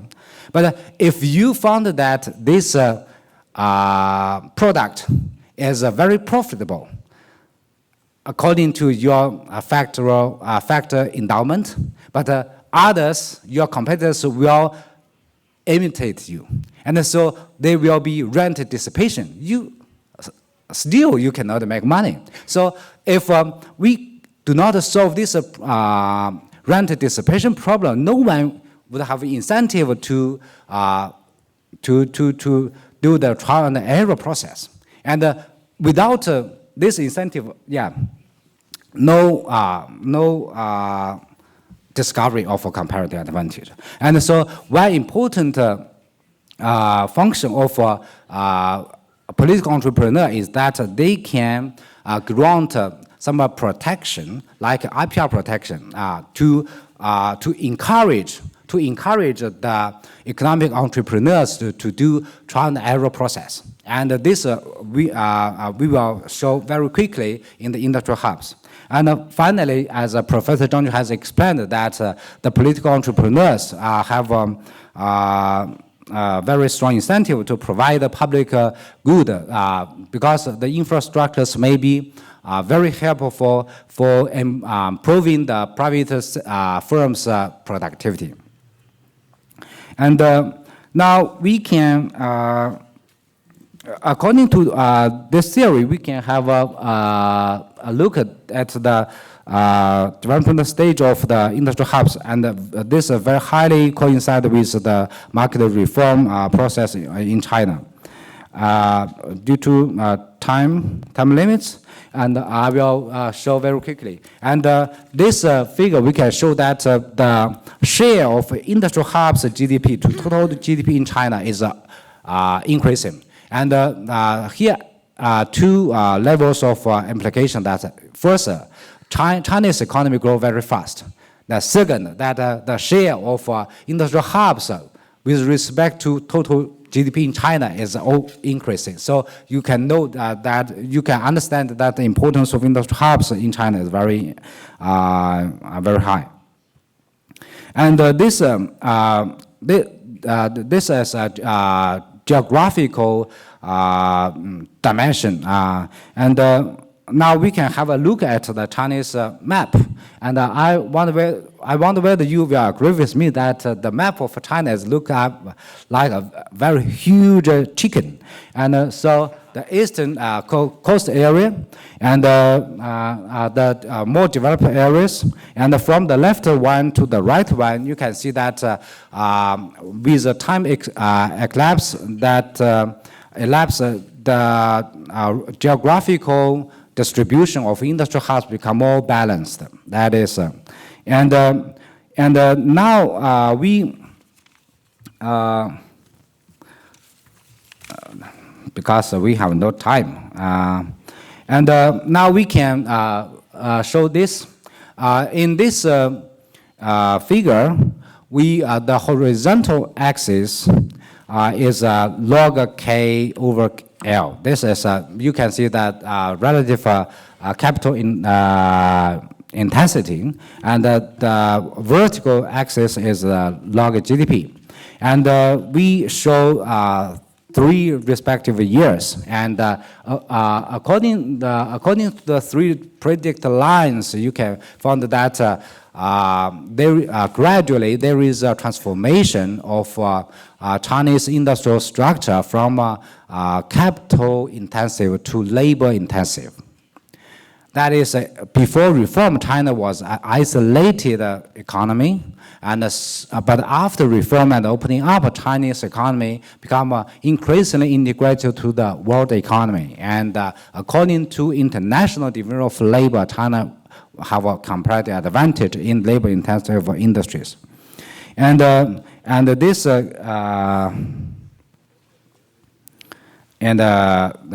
similar things,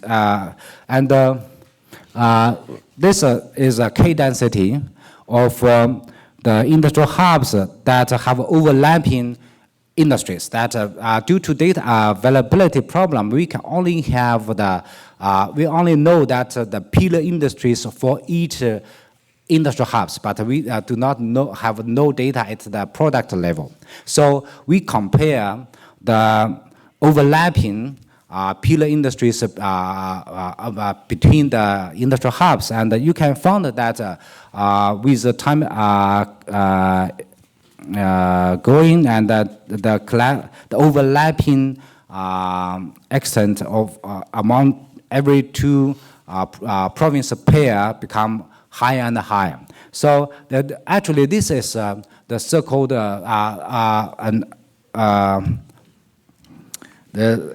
this is result can be derived from the GDP contest. GDP contest means that the central government said a relative performance evaluation, and the local governors whose jurisdiction have a better GDP performance will be more likely to promote it to up level. And so here you can understand that there are 2 basic strategies for a local official. That is, one is to improve themselves, improve their own GDP, given their competitors' GDP. The other is the bigger, the neighbor strategy, that is given their own GDP, that they can improve their relative GDP performance by decreasing their competitors' GDP performance. And so from this, you can see that the interregional duplicativeness is always a serious problem for China. And of course, this is also a good a momentum of Chinese economic growth. And from this, we can show that the both sides. And due to time limits, I think that I should summarize. And the basic story is China has experienced a remarkable economic growth for nearly 4 decades since reform and opening up in 1978. And contrary to both classical socialist dogma and the Washington consensus recipe, Sphinx China combines a highly decentralized economic base and a highly centralized political superstructure. Industry hubs are a good example to understand why this happens. And because due to time limit, I cannot develop all the underlying mechanisms. We also have economic model to expand this, but if you are interested, we can, maybe you can ask Professor Rosario to have a look at the chapter. So thank you very much.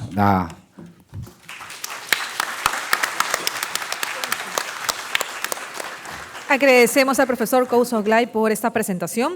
Y a continuación, la doctora Rosario Santagadea, directora del Centro de Estudios sobre China y Asia-Pacífico de la Universidad del Pacífico, asumirá la moderación de la sesión de comentarios.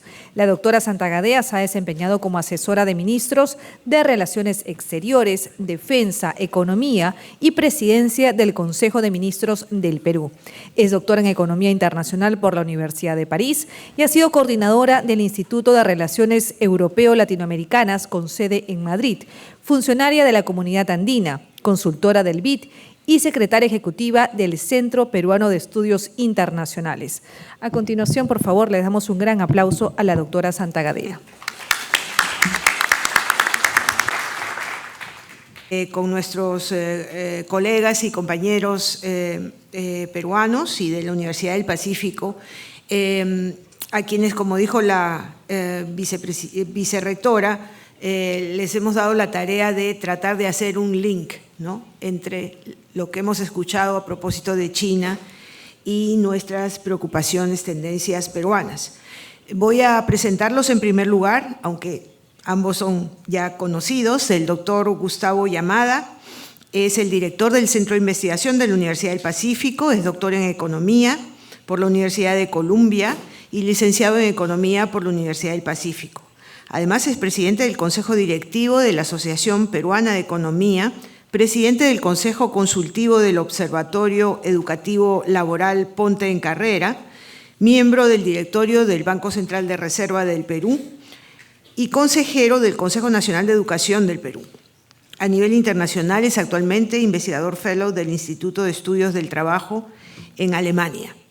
Le daremos la palabra en primer lugar a Gustavo y luego seguiremos con Pablo Lavado.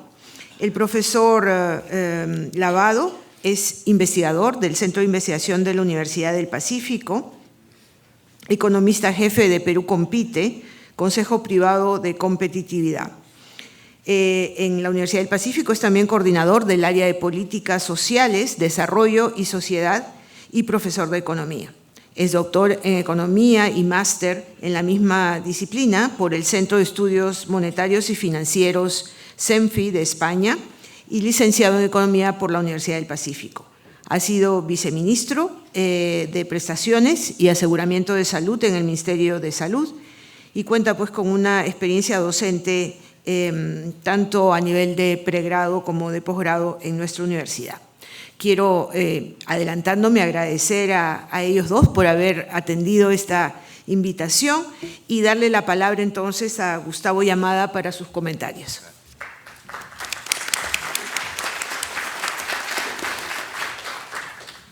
Muy amable, muchas gracias. Bueno, en primer lugar agradecer al Centro de Estudios sobre China y Asia-Pacífico de acá de la UP por este gusto de poder comentar dos excelentes presentaciones a cargo de dos colegas scholars, estudiosos y expertos sobre el desarrollo de China de la Escuela de Economía de Fudan University, que es una universidad top en China. En primer lugar quisiera, bueno, vamos a hacer algo bien rápido. Se nos pidió, sobre todo en mi caso, comentar un poco la primera presentación y ponerla en contexto peruano. Y entiendo que Pablo va a comentar más la segunda presentación. Yo lo que primero quisiera decir es que lamento que estas guerras comerciales y esta situación tan tensa entre las dos economías más grandes del mundo nos cause problemas y costos a todos, incluyendo a nuestros dos colegas que han tenido que viajar por el otro lado del mundo, ¿no? Para poder llegar por acá, para evitar un poco, ¿no?, cualquier problema en, digamos, el sitio natural donde se haría el transbordo que debería ser Estados Unidos. Han tenido que venir por París, por Canadá, ¿no? Ya ese es un ejemplo práctico del tipo de situaciones incómodas y costosas en términos económicos y de calidad de vida que yo creo que la mayoría de ciudadanos del mundo no estamos agradecidos como consecuencia de esta situación bastante incómoda que nos está afectando y potencialmente nos va a afectar a todos de una manera medio permanente. Ahora, refiriéndome a un poquito a la economía peruana y comparándola con la China, en este primer slide lo que vemos, bueno, es a China claramente teniendo el récord histórico mundial de crecimiento en los últimos 10 años. Esta es la serie que yo he agarrado. Y al Perú, bueno, nosotros estamos muy orgullosos de nuestro crecimiento per cápita, ¿no?, de 3.3% promedio anual en la última década, que bueno, las noticias son mixtas, ¿no? Menos de la mitad de lo que consiguió China, pero somos los que más hemos crecido en América Latina. Estamos por encima de cualquiera de nuestros vecinos de esta región, ¿no? Y esto gráfico claramente no está todavía actualizado con los últimos acontecimientos que están pasando en Argentina, ¿no?, que van a ser esos números más negativos para el caso de Argentina eventualmente. Ahora, una mirada más de largo plazo, ¿no? Acá tengo una serie comparable de Conference Board desde 1950, me parece. Y lo que nos han mostrado los dos colegas acá de China es, bueno, este take-off, ¿no?, de China, muy pronunciado desde fines de los 70 gracias a las políticas de liberalización, ¿no?, de Deng Xiaoping, y que ha mantenido en este momento, comparado con, acá tenemos al Perú. El Perú, bueno, claramente estaba por encima de no solo de China, sino de Corea, hasta cierto momento en los 60, 70, 80. Lamentablemente tuvimos, ¿no?, nuestras 3 décadas perdidas y recién hemos tenido un mini take-off, le llamaremos. Si el de China le hemos llamado take-off como, ¿no?, los textos de desarrollo económico que hemos estudiado, ¿no?, de Arthur Lewis, a quien hizo a colación nuestro primer expositor. Bueno, en el caso del Perú es un take-off todavía relativamente suave, ¿no? Fíjense, este cuadro comparativo es interesante. China ya nos pasó en términos de per cápita en algún momento tipo 2014, ¿no? Y bueno, como pronostican nuestros colegas, va a seguir creciendo al 6,5%, moderadamente, ¿no?, en los próximos años, décadas. Eventualmente se cruzaría con Corea del Sur, que está creciendo a un ritmo de 1,5%, 2% per cápita, ¿no? Corea del Sur ya es un país claramente desarrollado. Chile y Perú nos hemos quedado a mitad de camino. A nosotros, bueno, mejor no les digo la cantidad de años que nos tomaría completar el desarrollo, como están las tendencias. Comparando lo que nos ha presentado nuestros colegas chinos, bueno, ellos decían que lo que era fundamental, ¿no? Y lo ponían el primer Nobel en temas de desarrollo, Arthur Lewis, ¿no? Lo fundamental para crecer sostenidamente era esta movilización de ahorro e inversión, ¿no? Pasar de niveles ínfimos de ratio de ahorro e inversión per cápita a dar un buen salto. Bueno, Lewis decía pasar de 5 a 15, creo, ¿no? Claro, los números de China, mostrados por nuestros colegas, obviamente fueron más allá de lo que, ¿no?, las primeras teorías de desarrollo podían decir. China, ¿no?, ha sostenido ratios de ahorro e inversión per cápita de 40, cerca de 50% del PBI durante estos últimos 40 años. Bueno, por eso se merece crecer, ¿no?, el 8 o 9% per cápita que ha estado creciendo en los últimos 40 años. Nosotros, como hemos visto, hemos estado creciendo al 3,5% per cápita promedio anual. Bueno, ¿razones? Bueno, ahorramos e invertimos, ¿no?, la mitad de lo que ahorra e invierte China. Ergo, no podemos aspirar a crecer tan rápido como ha crecido China, perdón. Me estoy pasando, ya. Como ven acá, esta es una serie larga de inversión como porcentaje del PBI en el Perú y ha fluctuado entre 15 a 30%, en promedio 21% del PBI. Es menos de la mitad de lo que invierte China como proporción de su PBI. Por eso, nuestra tasa de crecimiento, ¿no?, promedio per cápita ha estado en el 3,5-4% del PBI. Otra razón para crecer más o menos es la famosa productividad, ¿no?, que los economistas llamamos la productividad total de los factores, PTF o TFP en inglés. Bueno, claro, eso nos puede ayudar a crecer más rápido, ¿no?, más allá de lo que el ratio de ahorro o inversión nos puede dar como base. ¿Y qué es lo que tenemos para el caso peruano? Es la barra roja, perdón, no estoy manejando bien este puntero, está muy sensible. Entonces, ahí lo que muestro es que en las barras rojas es la contribución de la productividad a nuestro crecimiento per cápita. Y como pueden ver ahí en las décadas de los 60, 70, sobre todo, 70s y 80s, ¿no?, una contribución negativa de la productividad. En los 90s casi cero, ¿no?, en la primera década del siglo XXI más significativo. De hecho, por eso nos ilusionamos y crecimos pues más de 6% en esa década.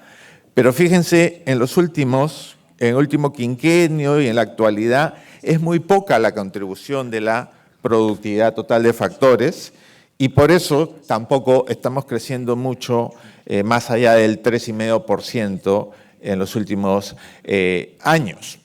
¿Ok? Bueno, para por otro lado matizar y balancear la figura, para no quedarnos muy atrás, sin embargo, hay otros fundamentos que a la economía peruana le está yendo muy bien comparativamente, como la tasa de inflación, que es una de las más bajas de las economías emergentes, como esta protección internacional para cualquiera de estos sucesos, ¿no?, que pueden suceder en este escenario internacional tan complicado. Nuestro ratio de reservas internacionales como porcentaje del PBI, también ahí sí estamos al nivel de China, ¿no? Eso nos asegura unos fundamentos macro bastante sólidos. Otro que se usa mucho es el ratio de deuda pública como porcentaje del PBI. Entonces ahí el Perú está en una de las mejores posiciones, ¿no?, compartía con China más o menos el quinto lugar en el 2008. Bueno, ahora en el 2018 nosotros seguimos en los primeros lugares. China ha retrocedido un poco, bueno, porque como sabemos, China está usando bastante políticas de incremento del crédito, ¿no?, vía instrumentos públicos. Entonces sí ha aumentado su ratio de deuda como porcentaje del PBI, todavía a niveles muy razonables, ¿no? Ahí aparece como 50%, pero, digamos, hay otros países, Argentina ya aparece con 62%, pero ahorita la proyección ya es como 70-80%, ¿no? Con todos los problemas que está teniendo. Y ahí está el ejemplo de Grecia, que sí hizo default y fue un país muy conocido por haber estado en crisis en la última década. Fundamentos peruanos para seguir avanzando, por lo menos al ritmo que lo estamos haciendo, es este marco de economía abierta, con acuerdos de libre comercio con todo el mundo, incluyendo China. Las calificadoras de riesgo internacionales nos dan, ¿no?, uno de los mejores ratings de la región, debido a lo que he presentado de solidez monetaria, fiscal. Y lo que también es importante hacerle notar a nuestros colegas chinos es que estos 20, 25 años de relativamente alto, ahora tengo que decirlo así, ¿no?, altos para niveles latinoamericanos de crecimiento per cápita, nos ha permitido, ¿no?, por primera vez, por lo menos desde que se registran estadísticas en el Perú, registrar también un crecimiento generalizado del sector moderno de la economía peruana, un poco como lo que mostraban nuestros colegas, ¿no?, del mapa de China, que miren, primera vez que escucho esta analogía que parece como un pollo, una gallina. La verdad le preguntaría al público qué le semeja el mapa del Perú. La verdad no me había hecho esa pregunta antes y no me queda tan claro. Les dejo con esa pregunta.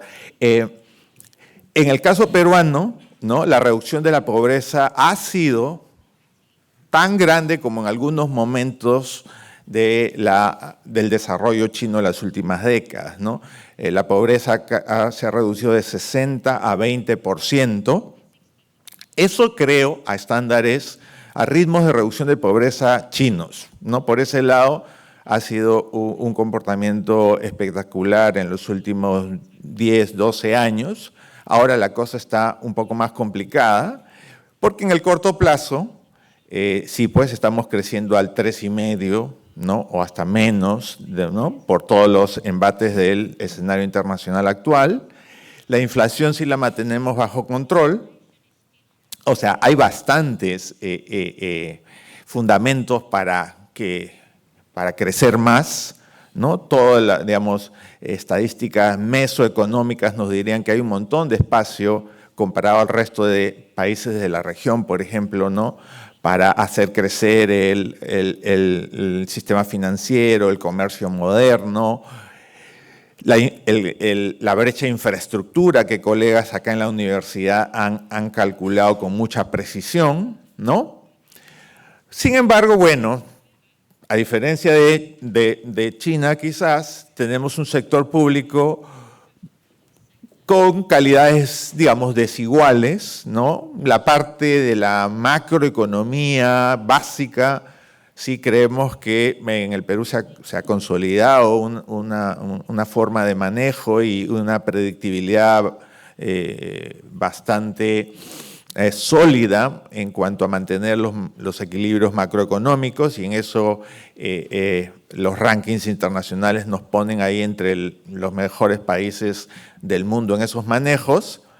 Sin embargo, a nivel ya más microeconómico, de políticas sectoriales, no hemos logrado consolidar todavía un sector público que, bueno, a diferencia de China, donde parece que, ¿no?, donde los buenos burócratas chinos ponen la mira, pueden hacer cosas muy interesantes, como comentaba nuestros colegas ahora de los parques industriales.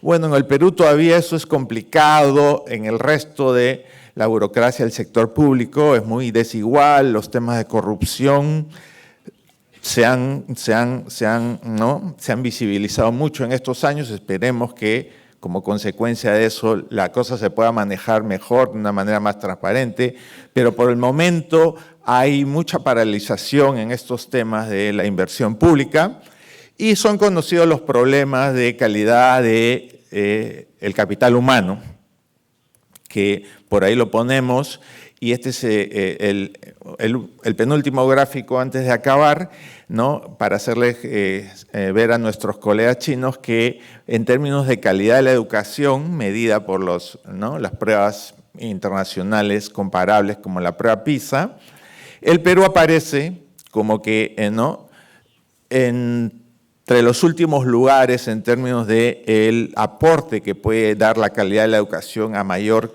crecimiento económico, mientras que Corea del Sur, por supuesto, nos referimos, al contrario, por sus altas calidades de capital humano, eso le permite tener un crecimiento potencial mucho más alto, ¿no? Y ahí, disculpen que en este caso tengo, digamos, remarcado el caso de Corea, pero en realidad al que debería remarcar para esta presentación es el caso de China, que está un poquito por debajo nada más, ¿no? En términos de calidad de la educación y entonces la contribución que le puede dar al crecimiento de la economía.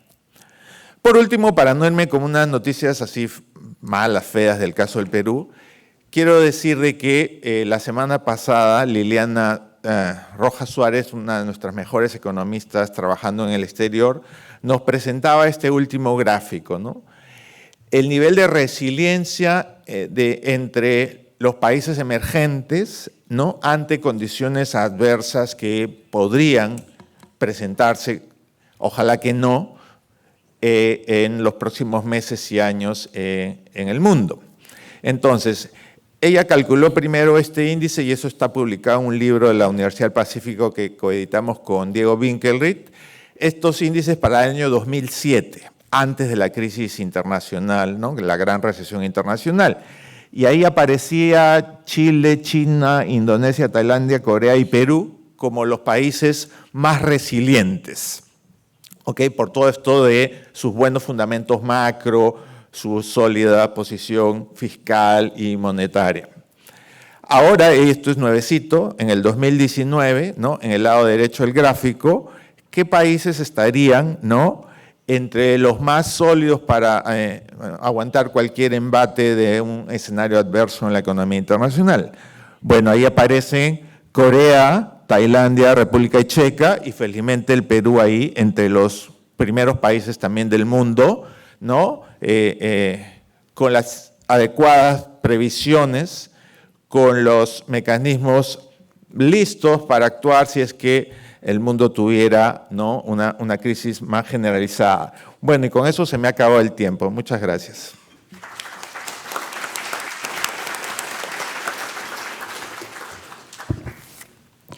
Muchas gracias, Gustavo. Y entonces ahora damos la palabra al profesor Pablo Lavado para sus comentarios. Buenos días.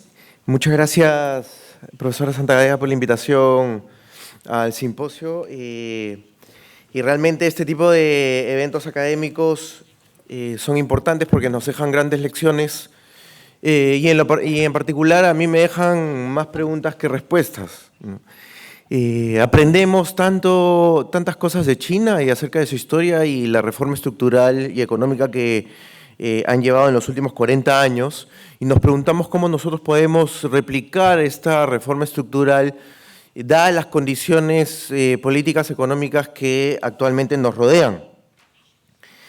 Y en ese sentido, pues, tal como menciona Gustavo, en términos macroeconómicos, el Perú está experimentando una bonanza, los fundamentos macroeconómicos respaldarían un crecimiento o una buena base para el crecimiento económico y del bienestar del Perú.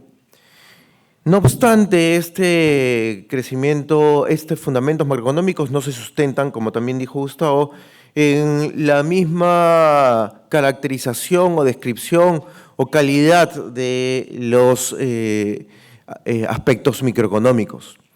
Y es aquí en donde yo quiero centrarme más, sobre todo pensando en lo que mencionó el profesor Sangló, cómo es que podemos motivar e incentivar el desarrollo económico de nuestras industrias. Y cuando se me aparece esta pregunta, yo me pongo a pensar más en políticas de corto y largo plazo asociadas al ciclo de vida de una persona. Y podemos pensar desde un principio, primero, en cómo el gobierno puede mejorar su inversión en infraestructura, inversión en carreteras, inversión en trenes o inversión en puertos. Tenemos la buena noticia que el puerto de Chancay se tiene que empezar a implementar, ejecutar de la mano de una empresa china. Pero ¿cuánto de esto nosotros podemos replicar a lo largo de la costa peruana? No solamente en términos de puertos, sino también en carreteras o trenes. En términos de lo que podemos hacer hoy día con la productividad de las empresas.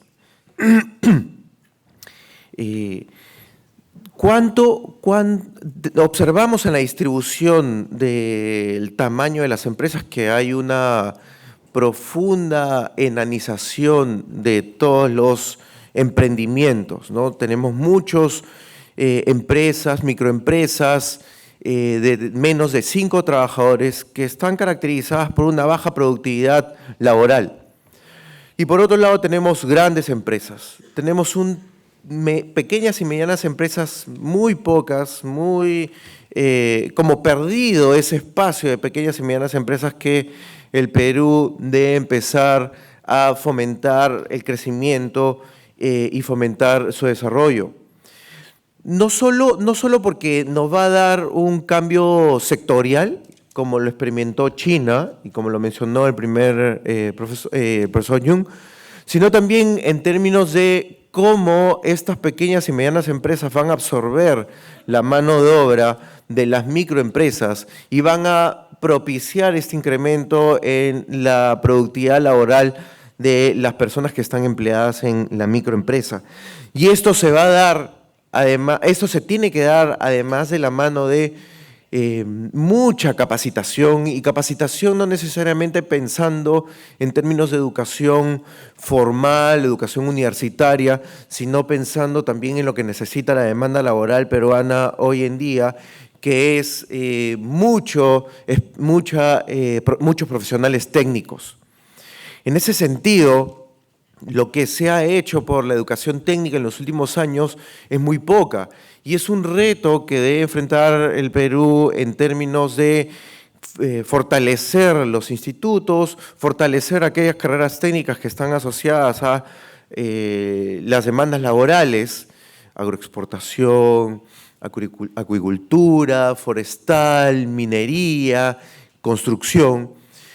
Pero no solamente, y lo interesante aquí es que no solamente desde que uno termina la secundaria, sino es que se tiene que pensar en ofrecer este tipo de preparación a partir de los últimos años de la secundaria. De cada 100 estudiantes de la educación secundaria, 30 solamente prosiguen sus estudios superiores, ya sea en la universidad o ya sea en el instituto, y 60 ya se insertan en el mercado laboral. Estas personas, estos jóvenes, están insertados en el mercado laboral con habilidades que no necesariamente les están facilitando la transición hacia el mercado laboral. ¿Por qué? Porque la secundaria no necesariamente está preparando a una persona para trabajar, sino la secundaria típica está asociada a una preparación más humanista, más científica. Si la creación de unos consejos sectoriales y regionales que vinculen el tema de la demanda laboral con el sector privado, con el sector educativo, académico y con las personas, podría ayudar a explotar estas potencialidades no solo regionales, sino también a concentrar y a redireccionar lo que se tiene, lo que se puede y lo que se debe enseñar en una educación secundaria, en una educación técnica. Pero lo principal, y realmente si nosotros nos ponemos a explorar los últimos 10 años de investigación en el Perú, vamos a encontrar un montón de recetas, un montón de pasos, que si las implementáramos de manera rigurosa, estaríamos experimentando otro tipo de crecimiento, otro tipo de Perú. Pero lo que nos hace falta, y yo creo que en lo que debemos empezar a discutir más y aprendiendo pues, de la experiencia china, son dos características importantes que podemos recoger. La primera es este alto grado de implementación y comunicación que tiene el sector público chino para implementar, para desarrollar los objetivos que se ha planteado en términos económicos. Esta especie de, este sentido de una economía descentralizada con una estructura política, una superestructura política centralizada, lleva a pensar que la implementación se facilitaría y se desarrollaría de manera más ágil. Sin embargo, en el Perú no podemos hacer eso, porque en el Perú tenemos la descentralización. Una descentralización que se ha llevado de una manera un poco desordenada, una descentralización que no ha estado de la presupuestaria, económica, que no ha estado de la mano de la descentralización de capacidades. En ese sentido debemos pensar en alternativas que nos lleven a desarrollar superestructuras políticas e institucionales que permitan la implementación y la ejecución ágil y rápida de los proyectos de infraestructura, de salud, de educación.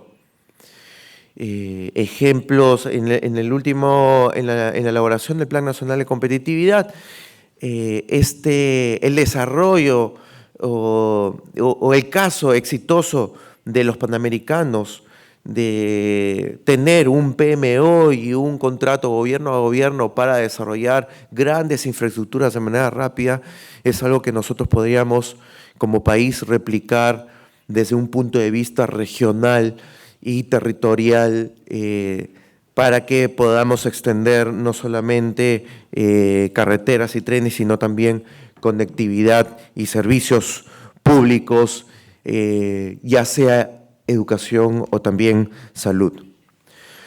Pero la segunda característica que me llama la atención y que probablemente no está descrita explícitamente en las presentaciones que hemos visto de los profesores, pero es la historia que está detrás de China.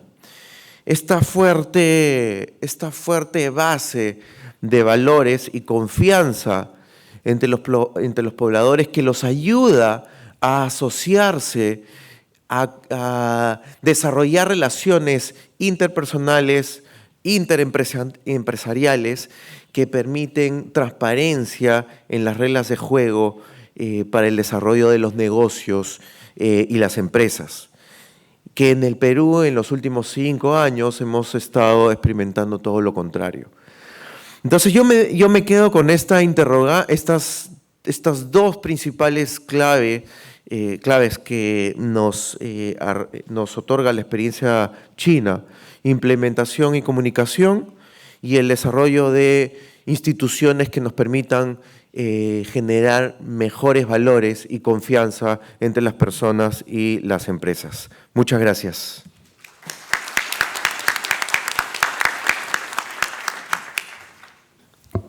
Muy bien, muchas gracias Pablo y Gustavo por sus comentarios, y entonces ahora vamos a pasar a la fase en la cual les damos la palabra a ustedes a través de mí, porque hemos recibido las preguntas por escrito y hay muchas. Lamentablemente no podemos no tendremos el tiempo de verlas todas, pero sí bastantes de ellas, espero.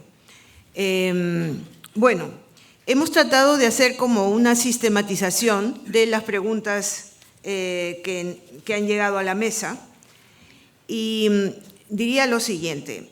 En primer lugar, hay algunas preguntas que tienen que ver con el cambio sectorial.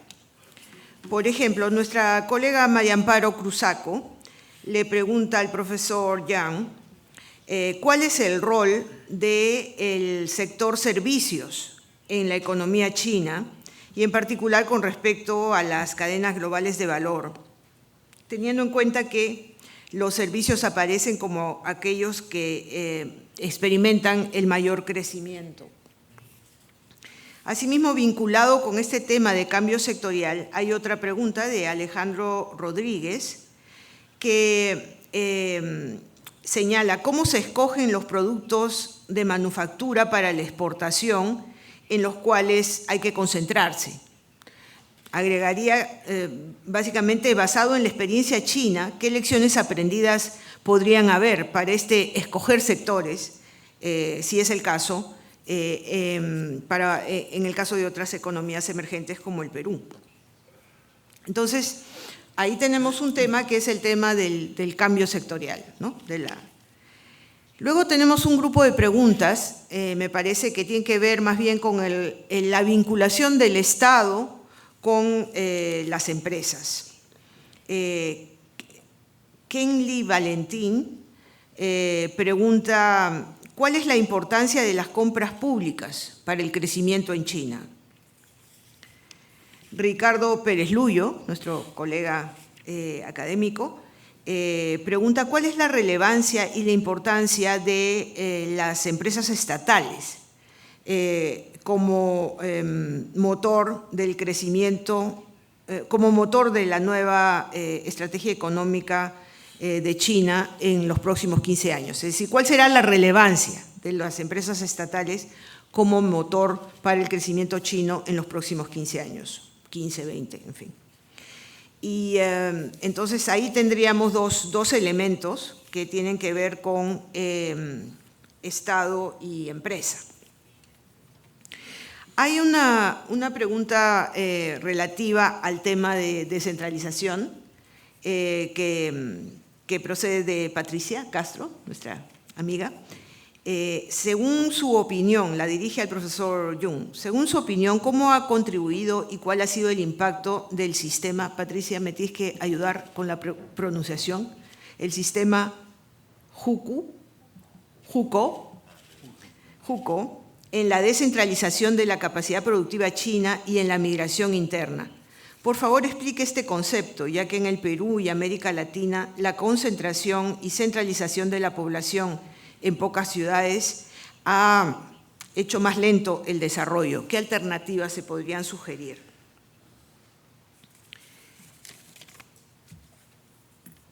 Luego tenemos algunas preguntas que tienen que ver ya más específicamente con el tema de los hubs. Sergi Arista, me parece, pregunta al profesor Ku, ¿cuál es, digamos, elaborar un poco más sobre cuáles son las condiciones para el desarrollo de los hubs industriales? Y agregaríamos, basados en la experiencia de China, cuáles lecciones son útiles para otras economías emergentes, como por ejemplo el Perú.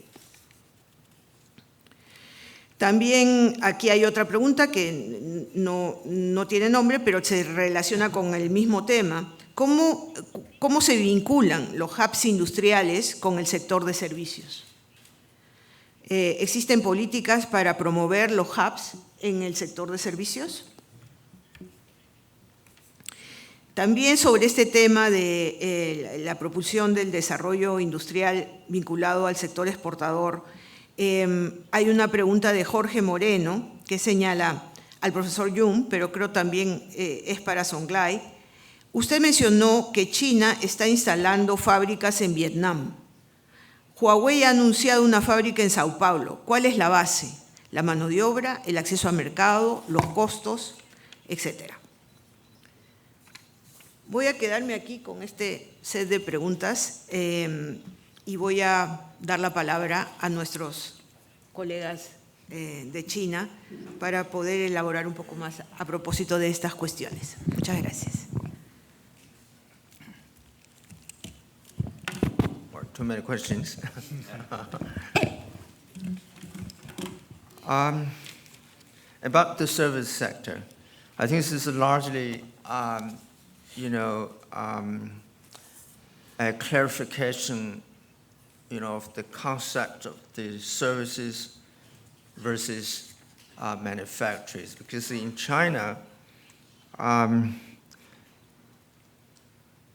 both actually moving on the same direction, because manufacturers created a lot of demand for functional services.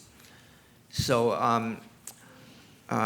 if you look at the curve that I have shown previously, the manufacturing and services in the most of the period of the 1990s and the first 10 years of the new century, they move hand by hand.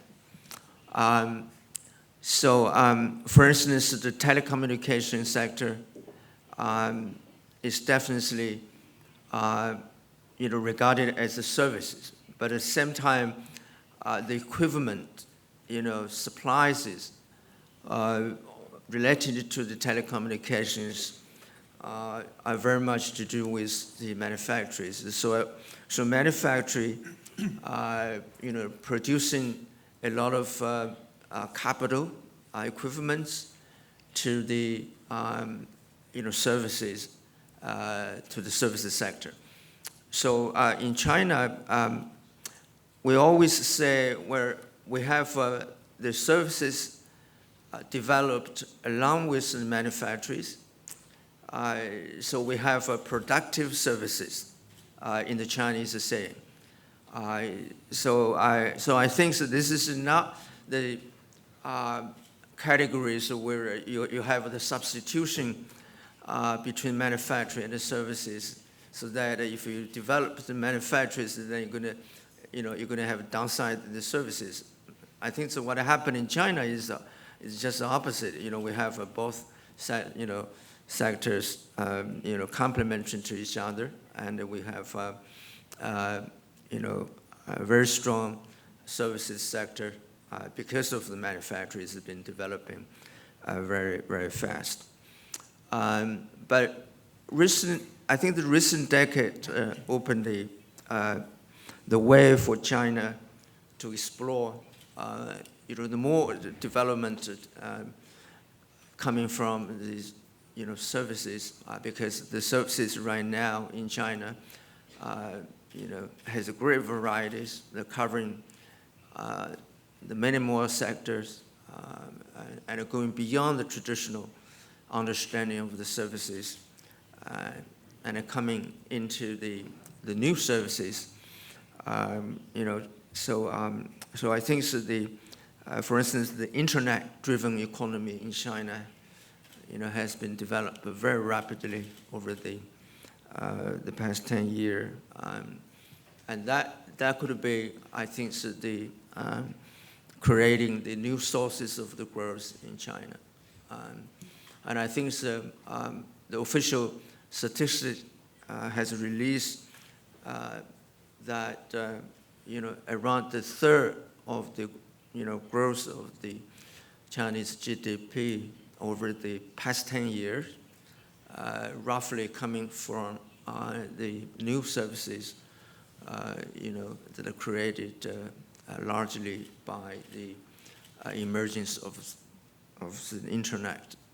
So I think China has been moving very rapidly on the new round of the structured change, in which the new services related to the internet economy, has been I think the major sources that are creating the growth of the productivity.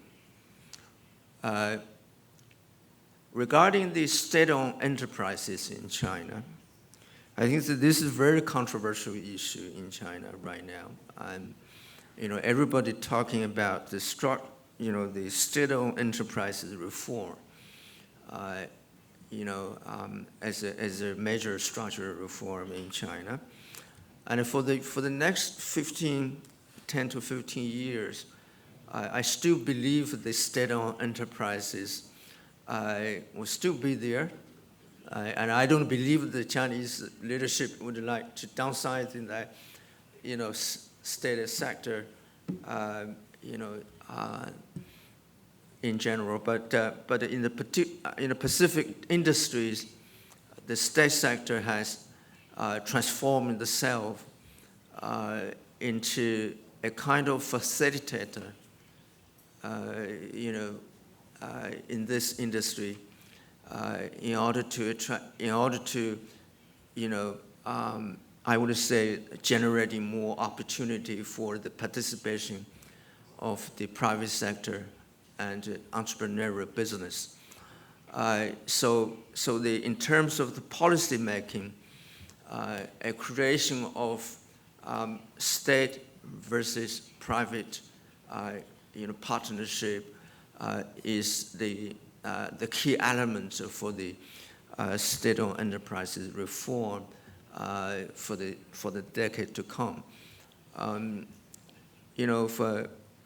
For instance, in the financial sector, where the Chinese state banks still dominated right now, but they promised to, for instance, to remove the caps for the share owned by foreign and private enterprises, so that they could, for instance, in some of the financial market, the foreign-owned and private-owned institutions can be dominating for the years to come.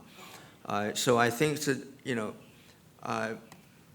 in many industry, at this moment, state sector perhaps is only I would say, a shareholder or even a stakeholder, because they decided step back from the controlling that industry, but only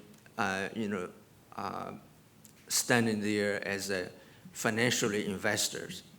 So I think this general policy for state-owned enterprises reform is fundamentally, transforming the state sector, from the controller in the industries into the financial investor. So that would have created more opportunities for the foreign and the private sector, to participate and rate the opportunity of making money in the sectors that has been, developing. I think it's going to developing very quickly for the years to come, especially in the new economy. And I don't think the state sector still play the important role there, because the private entrepreneurs right now, with the financing from, the venture capital, is definitely the major player. So there is no much participants by the state sector. State sector is still going to survive in the Chinese economy for the next decade or so, because the role of the state sector is still quite significant in the economic development of China. Apart from the strategic industry, including the military, and other strategic sectors, the state sector still play an important role there. But also, I think the state sector are going to have much higher tolerance for failure, in terms of the investment into the fundamental industries. I think that is a very important, reason for why China still hope to have the state sector, because if you convert all the state sector into the private owned, they're going to, reduce the degree of the tolerance for the failure in investing some of, fundamental and strategic industry. it plays the role of the venture capital. If you're very much concerned about the short-term financial return in your investment in this, strategic and fundamental industry, then probably you're going to become too short-sighted, and you don't want to spend money in the industries that is fundamentally important to the economy. So I think that the direction has been clear. We still keep this state sector in some of the fundamental and strategic industry, but we're going to, transform the state sector in many, many more industries, from the controller to the financial investor. Okay, so that's the framework guiding the state sector reform in China. The last question is about a hukou system, right? And I think China has a really pretty long history, having this immigration control system. But over the past 40 years, I think hukou has become less important,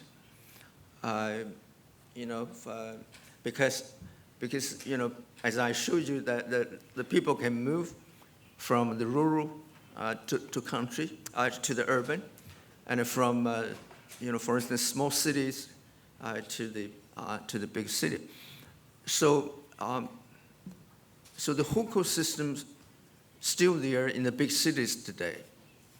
Well, largely because the big city wanted to control the size of the population in the jurisdiction. So this is a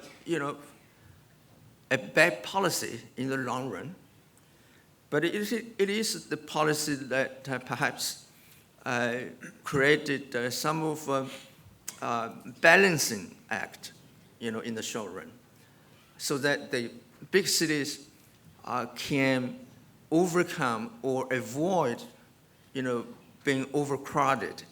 Because otherwise, I think the cities like Beijing and Shanghai could double the size of the population. It is already big enough, but it's still going to come in, more populations, and then they could be facing the shortage of capacity to accommodate the rise in demand, from the huge population, within the city. So the only thing that they perhaps instrumentally, control the, growth of the population from outside of the city is hukou. But as I say, economically, hukou has become less important, because even without hukou, you still can get a job in Shanghai or Beijing or other big cities.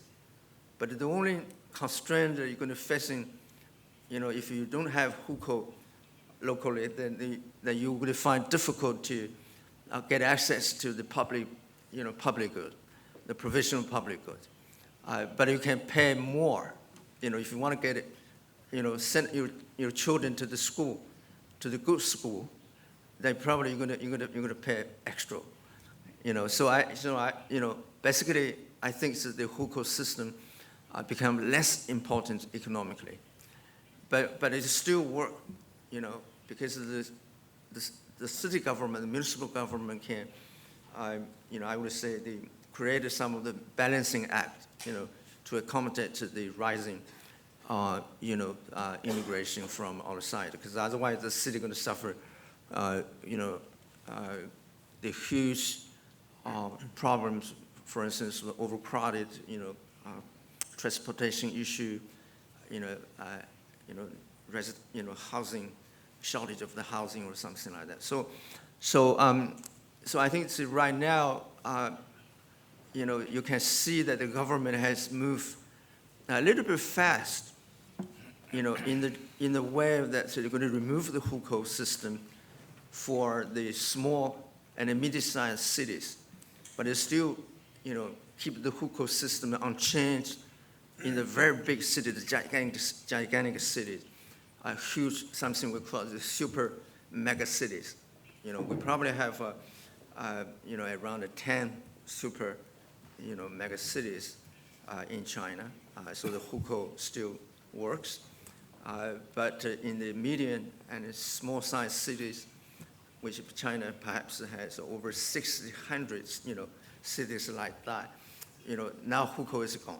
You don't need a hukou, so everyone becomes the permanent resident of the small city. So I think this is the two, I would say the dual system, a dual track system. We have hukou in the very big cities, but hukou is gone in the small and the medium-sized cities. So hukou, in the foreseeable future, I think we still have hukou in the big cities. I don't think hukou will be going away, from the big cities in the next decade or so. But economically, I think it's going to still become less important. So that is the current situation in terms of the residential registration system, and some of experiment has been carried on by the big cities like Shanghai. It looks like the green card system, So you still can apply for hukou, but you have to qualify some of the criteria set by the local government. I'm not very clearly, see how that works, but it looks like, if you qualify, for instance, if you have paid for pension fund or security, social security, for the consecutive 5 years, this is one of the criteria that you need to come through if you want to get a hukou from Shanghai. And then you have to have the job in Shanghai for 5 years. 5 years or 7 years, I'm not quite sure, but it looks like, you need to get a job, you need to have stay there for consecutive, for instance, a minimum of 5 years, and you have to pay for the social security, and you have to be a postgraduate student, right, from the college. So they actually, they give you the scores for each of these items, and you have to add up your scores and whether or not the total score being qualified, the minimum requirement by the local government, so that you could get a hukou, at this moment. So this is perhaps the a system that is equivalent to the green card system, right? So if you want to get, so I think they're going to screen out some of the, general people who are not qualified that, then perhaps it's getting difficult to get a hukou in the big city. But if you're something we call the talent people, you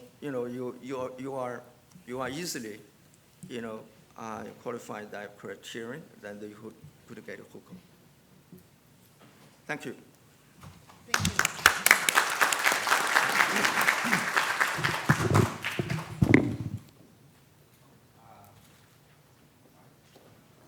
Okay. For my question, I think that under water conditions that industrial hub can be successful, right? And I think that this is a very difficult question to answer. And it's exactly due to this difficulty that I emphasize the importance of entrepreneurship. That is, I think that there is no panacea for a success for economic development.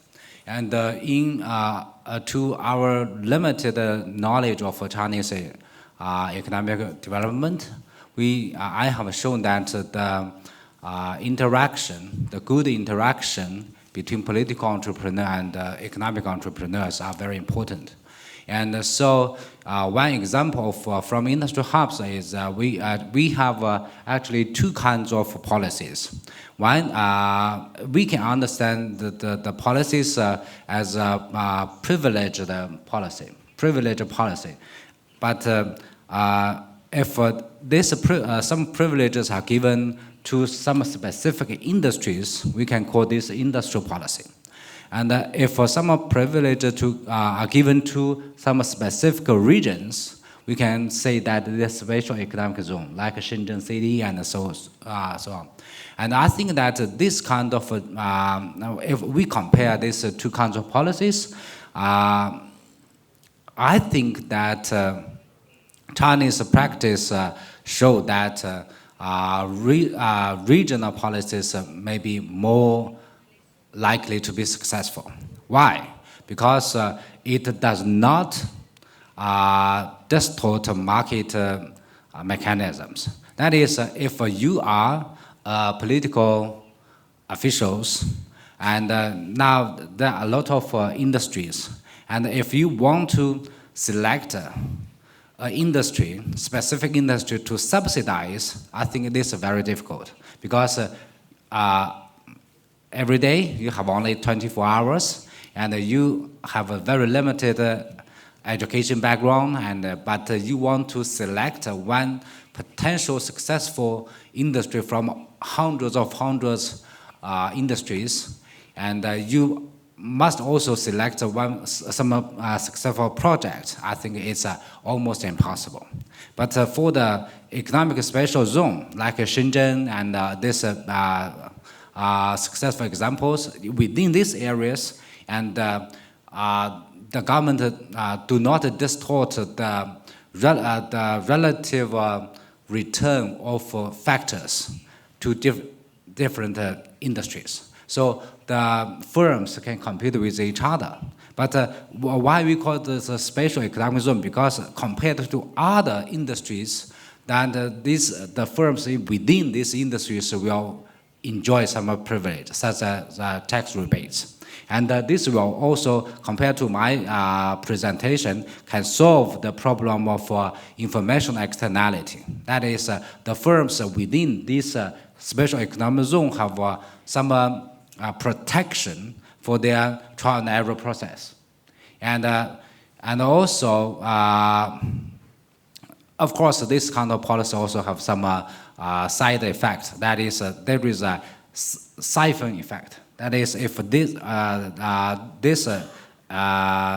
area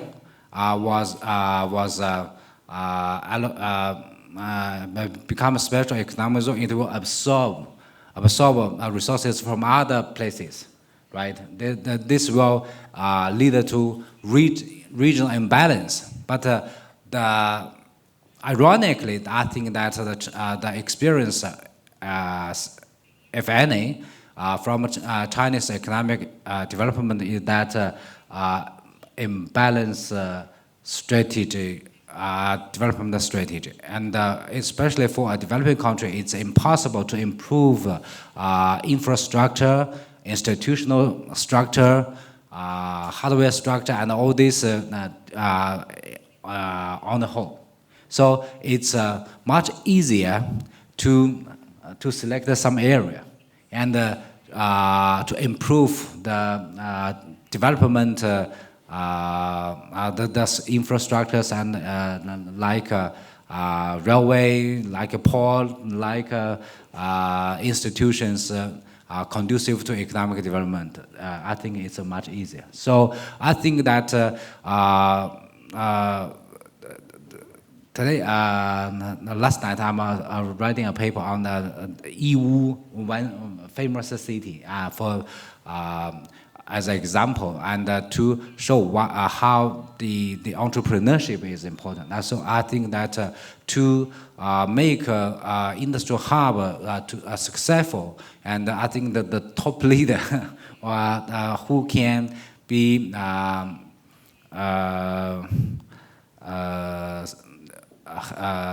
who in charge of this kind of project is important. And China have many examples like that. That is a new city, maybe initially people call a ghost city. But later, that these officials have a very strong incentive to attract foreign FDIs, and finally it becomes successful. And without a good incentive mechanism, I think that all this cannot be successful. Yeah. Okay. Thank you very much.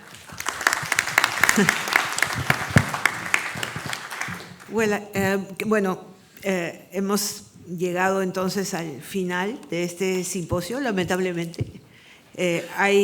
Quiero pedir las disculpas del caso a aquellos que formularon preguntas y que no hemos podido leer, pero nos obliga el tiempo de acabar más o menos en hora. Y con eso los invitamos a una próxima ocasión en donde seguiremos discutiendo de estos temas relacionados con China y Asia-Pacífico. Por el momento, un gran aplauso para nuestros expositores y panelistas.